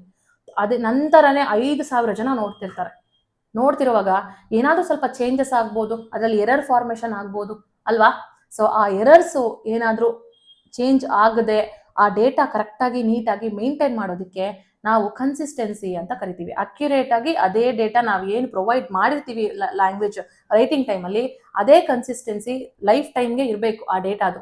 ಸೊ ಅದನ್ನ ಮೇಂಟೈನ್ ಮಾಡೋದಕ್ಕೆ ಮತ್ತೆ ರಿಲಯಬಿಲಿಟಿಗೆ ನಾವು ಅದ್ರ ಮೇಲೆ ಡಿಪೆಂಡ್ ಆಗಬೇಕು, ಆ ಡೇಟಾ ಮೇಲೆ ಅದು ಕರೆಕ್ಟ್ ಇದೆ ಅಂತ. ಈ 3 ಪರ್ಪಸ್ಗೋಸ್ಕರ ನಾವೇನ್ ಮಾಡ್ತೀವಿ, ಇಂಟಿಗ್ರಿಟಿ ಕನ್ಸ್ಟ್ರೈನ್ಸ್ ನ ಮಾಡುವಂಥದ್ದು. ಅದರಲ್ಲಿ ನಮಗೆ 3 ಟೈಪ್ಸ್ ಆಫ್ ಇಂಟಿಗ್ರಿಟಿ ಕನ್ಸ್ಟ್ರೈನ್ಸ್ ಇರುವಂತದ್ದು. ಏನು? ಡೊಮೈನ್ ಕನ್ಸ್ಟ್ರೈಂಟ್ ಅಂದ್ರೆ, ಡೊಮೈನ್ ಕನ್ಸ್ಟ್ರೈಂಟ್ ಅಂದ್ರೆ ಇವಾಗ ಅಟ್ರಿಬ್ಯೂಟ್ಸ್ ತಗೊಳ್ಳೋಣ. ಒಂದು ಸಣ್ಣ ಎಕ್ಸಾಂಪಲ್ ಕೊಡ್ತೀನಿ ಇದಕ್ಕೆ ನೋಡಿ. ಸ್ಟೂಡೆಂಟ್ ಒಂದು ರಿಲೇಷನ್ ಅಂತ ತಗೊಳ್ಳೋಣ. ಇದು ಸ್ಟೂಡೆಂಟ್ ರಿಲೇಷನ್ ಅಂತಂದ್ರೆ ಟೇಬಲ್ ನೇಮು, ಓಕೆನಾ. ಟೇಬಲ್ ನೇಮ್ಗೆ ನಾವು ರಿಲೇಷನ್ ಅಂತ ಕರಿತೀವಿ. ಈ ಟೇಬಲ್ ಹೆಸರು ಸ್ಟೂಡೆಂಟ್, ಓಕೆನಾ. ಈಗ ಸ್ಟೂಡೆಂಟ್ ABC ಇದ್ದಾನೆ, ಇವನ್ ಏಜ್ ಒಂದು 5 ವರ್ಷ ಇರುತ್ತೆ. ಇನ್ನೊಂದು X ಅಂತ ಇದ್ದಾನೆ, ಅವನ ಏಜು ಒಂದು 7 ಇಯರ್ಸ್ ಇರುತ್ತೆ. ಇನ್ನೊಂದು Y ಅಂತ ಇದ್ದಾನೆ, ಇವಂದು -5 ಇರುತ್ತೆ. ಇಲ್ಲಿ ನೋಡಿ, ಯಾವ್ದು ಅಡ್ಡ ಆಯ್ತು? -5 ಏಜ್ ಇರುತ್ತಾ ಏಜು? ಇದು ಏಜ್ ಅಂತ ತಗೊಳ್ಳಿ, ಇದು ಸ್ಟೂಡೆಂಟ್ ಅಂತ ತಗೊಳ್ಳಿ. -5 ಇರುತ್ತಾ ಏಜು? -5 ಮಾರ್ಕ್ಸ್ ಬರ್ಬೋದು, ಆದ್ರೆ ಏಜ್ ಇರೋದಿಲ್ಲ. ಸೊ ನಾವೇನ್ ಮಾಡ್ಬೇಕು, ಈ ಕನ್ಸ್ಟ್ರೈಂಟ್ ನ ರಿಮೂವ್ ಮಾಡ್ಬೇಕು. ಅದು ಒಂದು ಅಡ್ಡ, it is a loophole ಅಲ್ವಾ. ಸೊ ಇದನ್ನ ನಾವು ಡೊಮೈನ್ ಕನ್ಸ್ಟ್ರೈನ್ಸ್ ಅಂತ ಕರೆಯುವಂಥದ್ದು. And that is related to attributes. Okay, ಮತ್ತೆ ನೆಕ್ಸ್ಟ್ ಬಂತು ಅಂದ್ರೆ ಎಂಟಿಟಿ ಇಂಟಿಗ್ರಿಟಿ ಅಂತ ಬರುತ್ತೆ. ಇದು ನಮಗೆ ಪ್ರೈಮರಿ ಕೀ ಮೇಲೆ ಡಿಪೆಂಡ್ ಆಗುವಂಥದ್ದು. ರೆಫರೆನ್ಷಿಯಲ್ ಇಂಟಿಗ್ರಿಟಿ ಬಂದು ನಮಗೆ ಫಾರಿನ್ ಕೀ ಮೇಲೆ ಡಿಪೆಂಡ್ ಆಗುವಂಥದ್ದು, ಓಕೆನಾ. ಈ primary key, foreign key, candidate key, super key ಎಲ್ಲಾನು ಕೀ ಕನ್ಸ್ಟ್ರೈನ್ಸ್. ಅದೆಲ್ಲ ನಾನು ಎಕ್ಸ್ಪ್ಲೈನ್ ಮಾಡ್ತೀನಿ ನಿಮಗೆ, ಕ್ಲಾಸಲ್ಲಿ ಎಕ್ಸ್ಪ್ಲೈನ್ ಮಾಡ್ತೀನಿ. ಸ್ವಲ್ಪ ತಿಳ್ಕೋಬೇಕು, ಕ್ಯಾಂಡಿಡೇಟ್ ಕೀ ಅಂದ್ರೆ ಏನು, ಸೂಪರ್ ಕೀ ಅಂತಂದ್ರೆ ಏನು, ಎಲ್ಲ ಒಂದೊಂದು 20 ಲೈನ್ಸ್ ಅಷ್ಟೇ ಇರುತ್ತೆ. ನೀಟಾಗಿ ಎಕ್ಸ್ಪ್ಲೈನ್ ಮಾಡ್ತೀನಿ, ಗೊತ್ತಾಗ್ಬಿಡುತ್ತೆ ನಿಮಗೆ. ಪ್ರೈಮರಿ ಕೀ ಅಂದ್ರೆ ಏನು, ಆಲ್ಟರ್ನೇಟ್ ಕೀ ಅಂದ್ರೆ ಏನು, ಫಾರಿನ್ ಕೀ ಅಂದ್ರೆ ಇವೆಲ್ಲ ನೀವು ಅರ್ಥ ಮಾಡ್ಕೊಂಡ್ರೆ, ಸ್ಟೇಟ್ಮೆಂಟ್ ಟೈಪ್ ಅಲ್ಲಿ ಕೊಡ್ತಾರೆ. ಇವಾಗ ಒಂದು ಪ್ರೈಮರಿ ಕೀ ಅನ್ನೋದು ಇನ್ನೊಂದು ರೆಫರೆನ್ಷಿಯಲ್ ಟೇಬಲ್ಗೆ ಫಾರಿನ್ ಕೀ ಆಗಿ ವರ್ಕ್ ಮಾಡುತ್ತೆ ಅಂತ ಒಂದು ಸ್ಟೇಟ್ಮೆಂಟ್ ಕೊಡ್ತಾರೆ, ಟಿಕ್ ಕರೆಕ್ಟ್ ಹಾಕ್ಬೇಕು. ಹೌದು. ಮತ್ತೆ ಒಂದು ಫಾರಿನ್ ಕೀ ಇನ್ನೊಂದು ಟೇಬಲ್ಗೆ ಪ್ರೈಮರಿ ಕೀ ಆಗಿ ವರ್ಕ್ ಮಾಡುತ್ತೆ, ಕರೆಕ್ಟ್, ಹೌದು. ಓಕೆ, ಅದೆಲ್ಲ ನಿಮ್ಗೆ ಯಾವ ರೀತಿ ಅರ್ಥ ಆಗೋದು ಅಂದ್ರೆ, ನೀವು ಇದನ್ನ ಕ್ಲಾಸ್ ಕೇಳಿದ್ರೆ, ಅಂದ್ರೆ ನೀವು ಓದ್ಕೊಂಡ್ರೆ, ಎಲ್ಲಾದ್ರೂ ಕ್ಲಾಸ್ ಕೇಳಿ, ಇಲ್ಲ ನನ್ನ ಹತ್ರನೇ ಕೇಳಿ, ಓದ್ಕೊಳ್ಳಿ. ಯಾವ್ದಾದ್ರು ಬುಕ್ಸ್ ಒಳ್ಳೆ ಸೋರ್ಸ್ ತಗೊಂಡು ಓದ್ಕೊಳ್ಳಿ, ನಿಮ್ಗೆ ಈಸಿಯಾಗಿ ಅರ್ಥ ಆಗ್ಬಿಡುತ್ತೆ. ಇಲ್ಲ ಗೂಗಲ್ ಅಲ್ಲೇ ನೋಡ್ಕೊಂಡು ಓದ್ಕೋಬಹುದು ನೀವು. ಐ ಮೀನ್ ಈಸಿಯಾಗಿ ಅರ್ಥ ಮಾಡ್ಕೋಬೇಕು ನೀವು ಅಷ್ಟೇ, ಅದೇ ಮ್ಯಾಟರ್ ಆಗೋದು. ಓಕೆನಾ. ಇವೆಲ್ಲಾನು ಕೀಸು, ಡೆಫಿನೇಷನ್ಸ್, ಮತ್ತೆ ಎಲ್ಲೆಲ್ಲಿ ಯೂಸ್ ಮಾಡ್ತಾರೆ ಅಂತ ಓದ್ಕೋಬೇಕು. ಸೊ ದಟ್ ನಿಮ್ಗೆ ಸ್ಟೇಟ್ಮೆಂಟ್ ವೈಸ್ ಕ್ವಶನ್ಸ್ ಬಂದಾಗ you can easily answer them. Okay, next ಬಂತು ಅಂದ್ರೆ ER ಮಾಡಲ್. ಎಂಟಿಟಿ ಅಂದ್ರೆ ಗೊತ್ತು ತಾನೆ, ಇದು ಎಂಟಿಟಿ ಸಿಂಬಲ್. ಎಂಟಿಟಿ ಸೆಟ್ ಅಂದ್ರೆ ನೋಡಿ, ಓಕೆ, ಎಂಟಿಟಿ ಅಂತಂದ್ರೆ ಈಗ ಟೇಬಲ್ ಅಲ್ಲಿ ನೋಡಿ, ಇದೊಂದು ಟೇಬಲ್ ಅಂತ ಅನ್ಕೊಳ್ಳೋಣ, ಇದು ಎಂಟಿಟಿ. ಸಾರಿ, ಇದು ಒಂದನ್ನ ತಗೊಂಡ್ರೆ ಇದು ಎಂಟಿಟಿ ಆಗುತ್ತೆ. ಈ ಎಂಟೈರ್ ಟೇಬಲ್ ಅಲ್ಲಿ ಇರುವಂತಹ ಎಲ್ಲಾ ಬಾಕ್ಸ್ ತಗೊಂಡ್ರೆ ಅದು ಎಂಟಿಟಿ ಸೆಟ್ ಆಗುತ್ತೆ, ಓಕೆನಾ. ಮತ್ತೆ ರಿಲೇಶನ್ಶಿಪ್ ಮತ್ತೆ ರಿಲೇಶನ್ಶಿಪ್ ಸೆಟ್ ಅಲ್ವಾ. ರಿಲೇಶನ್ಶಿಪ್ ನ ನಾವು ಯಾವ ರೀತಿ ಡೆಪಿಕ್ಟ್ ಮಾಡ್ತೀವಿ ನೋಡಿ, ಸ್ಟೂಡೆಂಟ್, ಓಕೆ, ಸ್ಟಡಿಯಿಂಗ್ ಕೋರ್ಸ್. ಇದು ಸ್ಟೂಡೆಂಟ್, ಇವರು ಸ್ಟಡಿ ಮಾಡ್ತಾ ಇರೋದು ಏನನ್ನ, ಒಂದು ಕೋರ್ಸ್ನ, ನಮ್ ಕಂಪ್ಯೂಟರ್ ಕೋರ್ಸ್ ಅನ್ಕೊಳ್ಳೋಣ. ಇದು ನಮ್ಗೆ ಎಂಟಿಟಿನ ಹೇಳುತ್ತೆ, ಇದು ನಮ್ಗೆ ಎಂಟಿಟಿ ಹೇಳುತ್ತೆ, ಇದು ರಿಲೇಶನ್ಶಿಪ್ ಹೇಳುತ್ತೆ ಅಲ್ವಾ. ರಿಲೇಶನ್ಶಿಪ್ ನ ರೆಪ್ರೆಸೆಂಟ್ ಮಾಡುವಂತಹ ಸಿಂಬಲ್ ಡೈಮಂಡ್ ಸಿಂಬಲ್. ಸೊ ಅದೇ ರಿಲೇಶನ್ಶಿಪ್ ಸೆಟ್ ಅಂತ ಕೇಳಿದ್ರೆ ನಮಗೆ 4 ಡಿಫ್ರೆಂಟ್ ಟೈಪ್ಸ್ ಇದಾವೆ. ಯಾವುದು ಯೂನರಿ ಅಂತ ಇದೆ, ಬೈನರಿ ಅಂತ ಇದೆ, ಬೈನರಿ ಸೆಟ್ ಅಂತ, ಮತ್ತೆ ಟರ್ನರಿ ಅಂತ ಇದೆ, ಟರ್ನರಿ ರಿಲೇಶನ್ಶಿಪ್ ಸೆಟ್ ಅಂತ ಇದೆ. ಅದಾದ್ಮೇಲೆ ನಮಗೆ ಇನ್ನೊಂದು ಎನ್ನರಿ ರಿಲೇಶನ್ಶಿಪ್ ಸೆಟ್ ಅಂತ ಇದೆ. ಸೊ ಇವಿಷ್ಟನ್ನು ಕೂಡ ನೀವು ತಿಳ್ಕೊಬೇಕಷ್ಟೇ, ಜಸ್ಟ್ ತಿಳ್ಕೊಬೇಕು. ಇವಾಗ ಆ ರಿಲೇಶನ್ಶಿಪ್ ಸೆಟ್ ಅಂತ ಕೊಟ್ಬಿಟ್ಟು ಬೈನರಿ ರಿಲೇಶನ್ಶಿಪ್ ಸೆಟ್ ಅಂತಂದ್ರೆ ಏನು ಅಂತ ಕೇಳಿದ್ರೆ ಟೂ ಕಾಂಪೋಸಿಟ್ಸ್ ಅಲ್ಲಿರುತ್ತೆ, 2 ವ್ಯಾಲ್ಯೂಸ್ ಅಲ್ಲಿರುತ್ತೆ, ಆ ರೀತಿ. ಓಕೆನಾ. Next cardinality, degree of relationship, participation, ಮತ್ತೆ ಅಟ್ರಿಬ್ಯೂಟ್ಸ್ ನಿಮಗೆ ಗೊತ್ತು. ಸಿಂಪಲ್ ಅಂದ್ರೆ ಯಾವುದು, simple versus composite, single valued versus multi valued. ನೋಡಿ ಸಿಂಪಲ್ ಅಟ್ರಿಬ್ಯೂಟ್ ಅಂದ್ರೆ ಸ್ಟೂಡೆಂಟ್, ಓಕೆನಾ, ಅವನ ಏಜ್. ಇದು ಬಂದ್ರೆ ಸಿಂಪಲ್ ಅಟ್ರಿಬ್ಯೂಟ್ ಅಂದ್ರೆ ಒಂದನ್ನ ಮಾತ್ರ ಹೇಳುತ್ತೆ. ಏಜು ಏನು 24 ವರ್ಷ 25 ವರ್ಷ ಅಟ್ ಟೈಮ್ ಇರಕ್ಕಾಗತ್ತಾ? ಒಂದ್ ಟೈಮಲ್ಲಿ ಒಂದೇ ಏಜ್ ಅಲ್ವಾ. ಸ್ಟೂಡೆಂಟ್ ಅನ್ನೋದು ಎಂಟಿಟಿ. ಅದೇ ಕಾಂಪೋಸಿಟ್ ಅಂದ್ರೆ ಈ ಸ್ಟೂಡೆಂಟ್ ನೇಮು ಏನೋ, ಈ ನೇಮನ್ನ ನಾವು ಡಿವೈಡ್ ಮಾಡ್ಬೋದು. ನನ್ನ ಹೆಸರು ಚೈತ್ರ, ಇನ್ನು ಸರ್ ನೇಮು ರೆಡ್ಡಿ, ಓಕೆನಾ, ಇನ್ಷಿಯಲ್ಲು ಜೆ, 3 ಡಿಫ್ರೆಂಟ್ ಆಗಿ ಮಾಡಿದ್ವಿ ಅಲ್ವಾ. ದಟ್ ಈಸ್ ಕಾಂಪೋಸಿಟ್ ಅಟ್ರಿಬ್ಯೂಟ್ ಆಗುವಂಥದ್ದು. ಮತ್ತೆ ಸಿಂಗಲ್ ವ್ಯಾಲ್ಯೂಡ್, ಯಾವ ಸಿಂಬಲ್ ಇಂದ ಸಿಂಗಲ್ ವ್ಯಾಲ್ಯೂಡ್ ಅಟ್ರಿಬ್ಯೂಟ್ ನ ಇದು ಮಾಡ್ತೀವಿ, ಯಾವ ಸಿಂಬಲ್ ಇಂದ ಮಲ್ಟಿ ವ್ಯಾಲ್ಯೂಡ್ ಅಟ್ರಿಬ್ಯೂಟ್, ಯಾವ ಮಲ್ಟಿ ವ್ಯಾಲ್ಯೂಡ್ಗೆ 2 ಬರುತ್ತೆ, ಸಿಂಗಲ್ ವ್ಯಾಲ್ಯೂಡ್ಗೆ 1 ಬರುತ್ತೆ, ಡಿರೈವ್ಡ್ಗೆ ಹಿಂಗೆ. ಈಗ ಡಿರೈವ್ಡ್ ಅಂದ್ರೆ ಈಗ ನಾನು ಸ್ಟೂಡೆಂಟು, ಓಕೆನಾ, ನನ್ನ ಏಜು 28 ಅನ್ಕೊಳ್ಳಿ, ಓಕೆನಾ. ನನ್ನ ಏಜಿಂದ ನೀವು ಏನು ಕಂಡುಹಿಡಿಬೋದು, ನನ್ನ ಡೇಟ್ ಆಫ್ ಬರ್ತ್ನ ಕಂಡುಹಿಡಿಬೋದು. ಸಾರಿ, ನನ್ನ ಡೇಟ್ ಆಫ್ ಬರ್ತ್ ಇರುತ್ತೆ, ನನ್ನ ಡೇಟ್ ಆಫ್ ಬರ್ತಿಂದ ನೀವು ನನ್ನ ಏಜ್ ಕಂಡುಹಿಡಿಬೋದು ಅಲ್ವಾ. ಆ ರೀತಿ ಏನಾಗುತ್ತೆ ನಿಮಗೆ ಡಿರೈವ್ಡ್ ಅಟ್ರಿಬ್ಯೂಟ್ನ ತಗೊಳ್ಳುವಂಥದ್ದು. ಡಿರೈವ್ಡ್ ಮತ್ತೆ ಸ್ಟೋರ್ಡ್ ಅಟ್ರಿಬ್ಯೂಟ್. ಇನ್ಫಾರ್ಮೇಶನ್ ನಂದು ಏನು ಡೇಟ್ ಆಫ್ ಬರ್ತ್ ಸ್ಟೋರ್ ಆಗಿದೆ ಅದು ಸ್ಟೋರ್ಡ್ ಅಟ್ರಿಬ್ಯೂಟ್ ಆಗುತ್ತೆ. ಅದ್ರ ಮುಖಾಂತರ ನಾನು ಏಜ್ನ ಕಂಡುಹಿಡಿದಿದ್ದು ಡಿರೈವ್ಡ್ ಅಟ್ರಿಬ್ಯೂಟ್ ಆಗುತ್ತೆ. ಓಕೆನಾ. ಮತ್ತೆ ಕೀ ಅಟ್ರಿಬ್ಯೂಟ್ಸ್ ಅಲ್ಲಿ ಆಲ್ರೆಡಿ ಹೇಳಿದ್ದೀನಿ. ಇನ್ನೊಂದು ನೆಕ್ಸ್ಟ್ ಬಂದ್ರೆ ನಮಗೆ ನಾರ್ಮಲೈಸೇಷನ್ ತುಂಬಾ ಇಂಪಾರ್ಟೆಂಟ್. ಒಂದು 2-3 ಕ್ವಶನ್ಸ್ ಬಂದಿದ್ದಾವೆ ಇಷ್ಟೊತ್ತು ಕಡೆ. ನಾರ್ಮಲೈಸೇಷನ್ 2-3 ಅಲ್ಲ, ಒಂದು 4 ಸತಿ ಏನೋ ಬಂದಿದೆ ನಾರ್ಮಲೈಸೇಷನ್ ಅಲ್ಲಿ. ಏನಕ್ಕೆ ನಾರ್ಮಲೈಸೇಷನ್ ಅಂದ್ರೆ ಡೇಟಾ ರಿಡಂಡೆನ್ಸಿನ ಕಡಿಮೆ ಮಾಡೋದಕ್ಕೆ. What is redundancy? ಡ್ಯೂಪ್ಲಿಕೇಸಿ ಕಡಿಮೆ ಮಾಡೋದಕ್ಕೋಸ್ಕರ. ಇವಾಗ ಇಲ್ಲಿ ನನ್ನ ಹೆಸರಿದೆ, ಓಕೆನಾ, ಇಲ್ಲಿ ನನ್ನ ಹೆಸರಿದೆ, ನಾನು ಸ್ಟೋರ್ಗೆ ಹೋಗಿ ಬಂದಿದ್ದೀನಿ, ಯಾವುದೋ ಒಂದು ಸ್ಟೋರ್ಗೆ ಹೋಗಿ ಬಂದಿದ್ದೀನಿ. ಇನ್ನ 15 ದಿನ ಬಿಟ್ಟು ಮತ್ತೆ ನಾನು ಹೋಗಿದ್ದೀನಿ, ನನ್ನ ಹೆಸರು ಅಲ್ಲಿ ಮೆನ್ಷನ್ ಆಗಿದೆ, ಓಕೆನಾ, ಮತ್ತೆ ಸ್ಟೋರ್ಗೆ ಹೋಗಿ ಬಂದಿದ್ದೀನಿ. ಈ ಡೇಟಾ ನಂದು ಆ ಸ್ಟೋರ್ ಅಲ್ಲಿ ರೆಕಾರ್ಡ್ ಆಗಿದೆ, ಓಕೆನಾ. ಚೈತ್ರ 2 ಟೈಮ್ಸ್ ಇದನ್ನ ತೆಗೆದು ಬಿಡಬೇಕು. ಬಿಕಾಸ್ ಡ್ಯೂಪ್ಲಿಕೇಸಿ, ಸೇಮ್ ಹುಡುಗಿ ಸೇಮ್ ಸ್ಟೋರ್ಗೆ ಬಂದಿರೋದು ಅಲ್ವಾ. ಇದನ್ನ ಮಾತ್ರ ಉಳಿಸ್ಕೊಳ್ಳೋದು. ಎಷ್ಟು ಸತಿ ಬಂದಿದ್ದಾರೆ ಅನ್ನೋದು ಇಲ್ಲಿ ಮೆನ್ಷನ್ ಆಗುತ್ತೆ. ಅದನ್ನ ನಾವೇನಂತ ಕರಿತೀವಿ, ಡೇಟಾ ಡ್ಯೂಪ್ಲಿಕೇಸಿನ ರೆಡ್ಯೂಸ್ ಮಾಡೋದಕ್ಕೆ ಇರುವಂತಹ ಒಂದು ಪ್ರೊಸೀಜರು. ಅದನ್ನ ನಾರ್ಮಲೈಸೇಷನ್ ಅಂತ ಕರೆಯೋದು. ಅದರಲ್ಲಿ ಡಿಫ್ರೆಂಟ್ ಟೈಪ್ಸ್ ಆಫ್ ನಾರ್ಮಲೈಸೇಷನ್ಸ್ ಇರ್ತವೆ. ಅದು ನಮಗೆ ಪ್ರೈಮರಿ ನಾರ್ಮಲೈಸೇಷನ್, ಮತ್ತೆ ಸೆಕೆಂಡರಿ ನಾರ್ಮಲೈಸೇಷನ್, ಥರ್ಡ್ ನಾರ್ಮಲೈಸೇಷನ್, ಮತ್ತೆ ಬಾಯ್ಸ್ ಕಾರ್ಡ್ ನಾರ್ಮಲೈಸೇಷನ್ ಫಾರ್ಮ್ ಅಂತ, ಓಕೆನಾ. ಇಷ್ಟಾದ್ಮೇಲೆ ನಮಗೆ ಇವೆಲ್ಲವೂ ಯಾವುದ್ರ ಮೇಲೆ ಫಂಕ್ಷನಲ್ ಡಿಪೆಂಡೆನ್ಸಿ ಇದೆ, ಇನ್ಸರ್ಷನ್, ಡಿಲಿಷನ್ ಮತ್ತೆ ಅಪ್ಡೇಟ್ ಅನಮೋಲಿಸ್ ಅಂತ 3 types of loopholes problems ಇಲ್ಲಿ ಇರ್ತವೆ.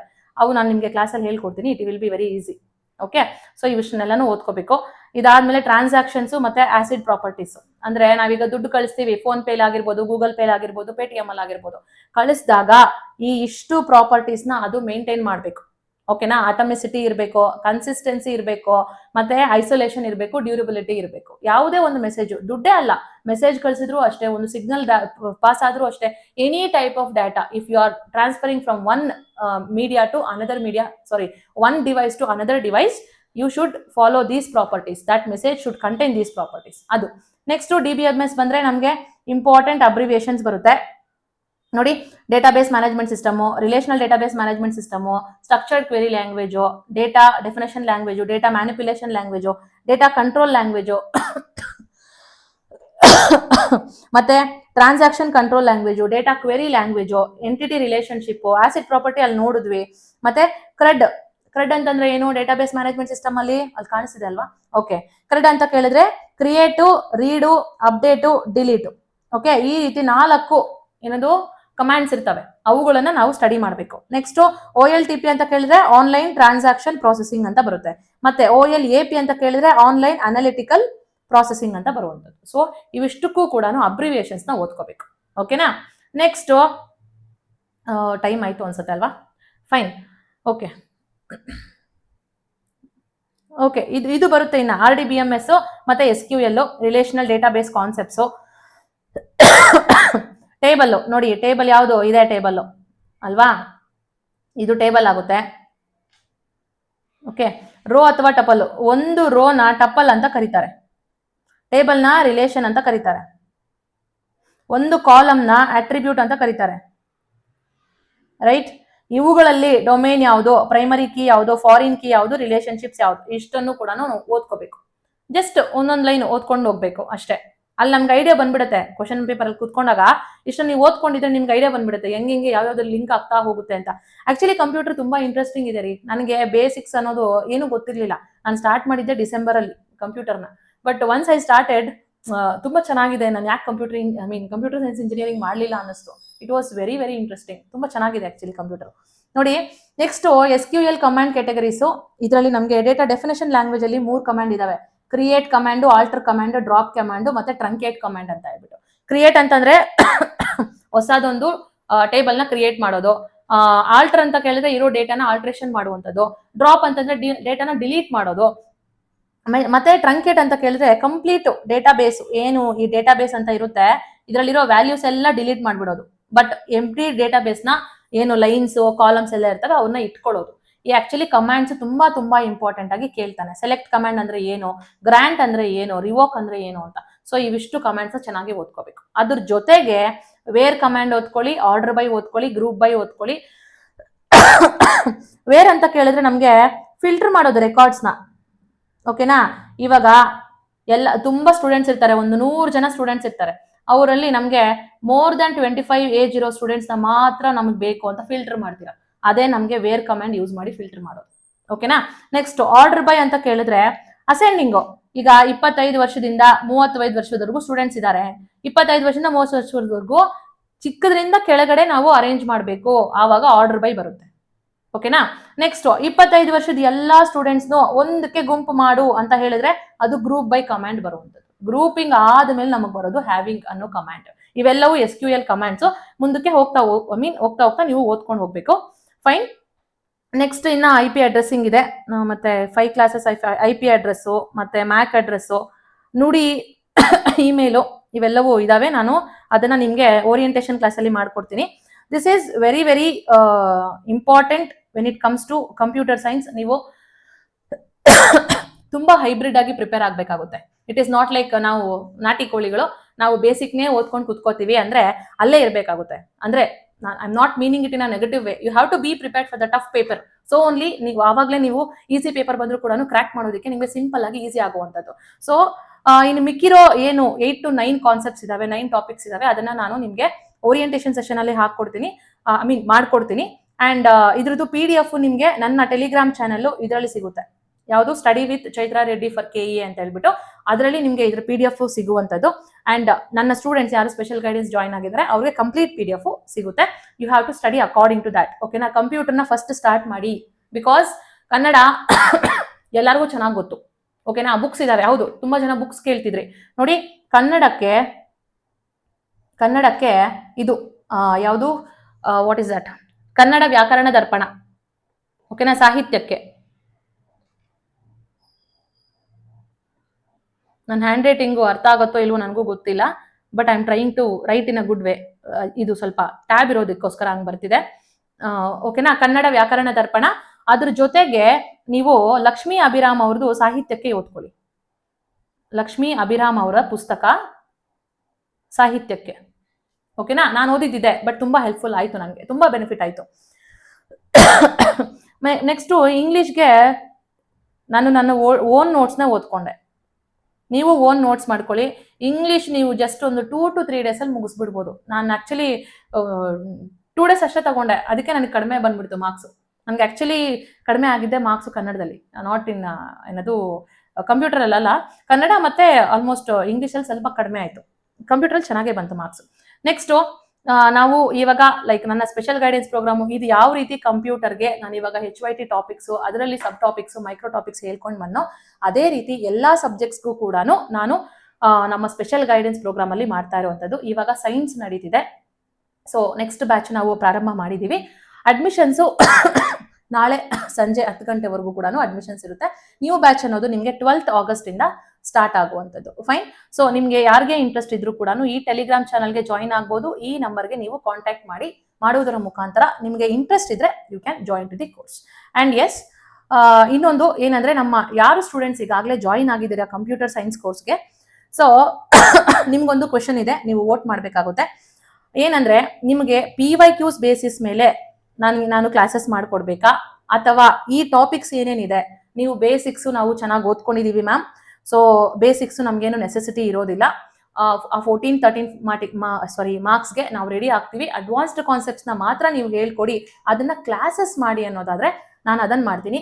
ಇಲ್ಲ PYQsನೇ ಮಾಡಿ, ಬೇಸಿಕ್ಸು ಬೇಕು ಅಡ್ವಾನ್ಸ್ಡು ಬೇಕು, ಬಟ್ ಅಲ್ಲಿ ನಿಮಗೆ ಚಾಪ್ಟರ್ ವೈಸು ಸಿಗೋದಿಲ್ಲ, ಆ ಕಾನ್ಸೆಪ್ಟ್ ಹೇಳ್ತೀನಿ, ಅದನ್ನ ಎಕ್ಸ್ಪ್ಲೈನ್ ಮಾಡ್ತೀನಿ, ಆ ರೀತಿ ಬರುತ್ತೆ. ಅಂದ್ರೆ ಆ ಟಾಪಿಕ್ ಕಂಪ್ಲೀಟ್ ಆಗಿ ಎಕ್ಸ್ಪ್ಲೈನ್ ಮಾಡ್ತಾ ಹೋಗ್ತೀನಿ, ಆ ರೀತಿ ಸಿಗುತ್ತೆ. ನೀವು ನಿಮ್ಮ ಆಪ್ಷನ್ ಮೇಲೆ ಡಿಪೆಂಡ್ ಆಗುತ್ತೆ, ನೀವು ಯಾವ ರೀತಿ ಚೂಸ್ ಮಾಡ್ತೀರೋ ಅದ್ರ ಪ್ರಕಾರ ನಾವು ಕ್ಲಾಸಸ್ ಮಾಡ್ತಾ ಹೋಗುವಂಥದ್ದು. ಅಂಡ್ ಇನ್ನೊಂದು, ಈಗ ಲ್ಯಾಂಡ್ ಸರ್ವೇಯರ್ ಕೋರ್ಸ್ಗೆ ಇಂಡಿಪೆಂಡೆನ್ಸ್ ಡೇ ಆಫರ್ ಅಂತ ನಡೀತಾ ಇದೆ. Those who are interested to take this course, ನೀವು ಈ ಆಫರ್ನ ಸದುಪಯೋಗ ಪಡಿಸ್ಕೊಳ್ಬಹುದು. ಓಕೆನಾ? Fine students, thank you so much for all your patience listening. ಈ PDF ನಾನು ನಮ್ಮ ಟೆಲಿಗ್ರಾಮ್ ಚಾನಲ್ ಅಲ್ಲಿ ಹಾಕಿರ್ತೀನಿ. ದೋಸ್ ನಿಮಗೆ ಬೇಕು ಅನ್ಸಿದ್ರೆ ನೀವು ಅಲ್ಲಿಂದ ಕಲೆಕ್ಟ್ ಮಾಡಿಕೊಂಡು ಯು ಕ್ಯಾನ್ ಸ್ಟಾರ್ಟ್ ಸ್ಟಡಿಯಿಂಗ್. ಯಾರು ಕ್ಲಾಸಸ್ ತಗೊಳ್ತಿಲ್ವೋ ಅವ್ರಿಗೆ. Okay fine, thank you so much. Happy learning.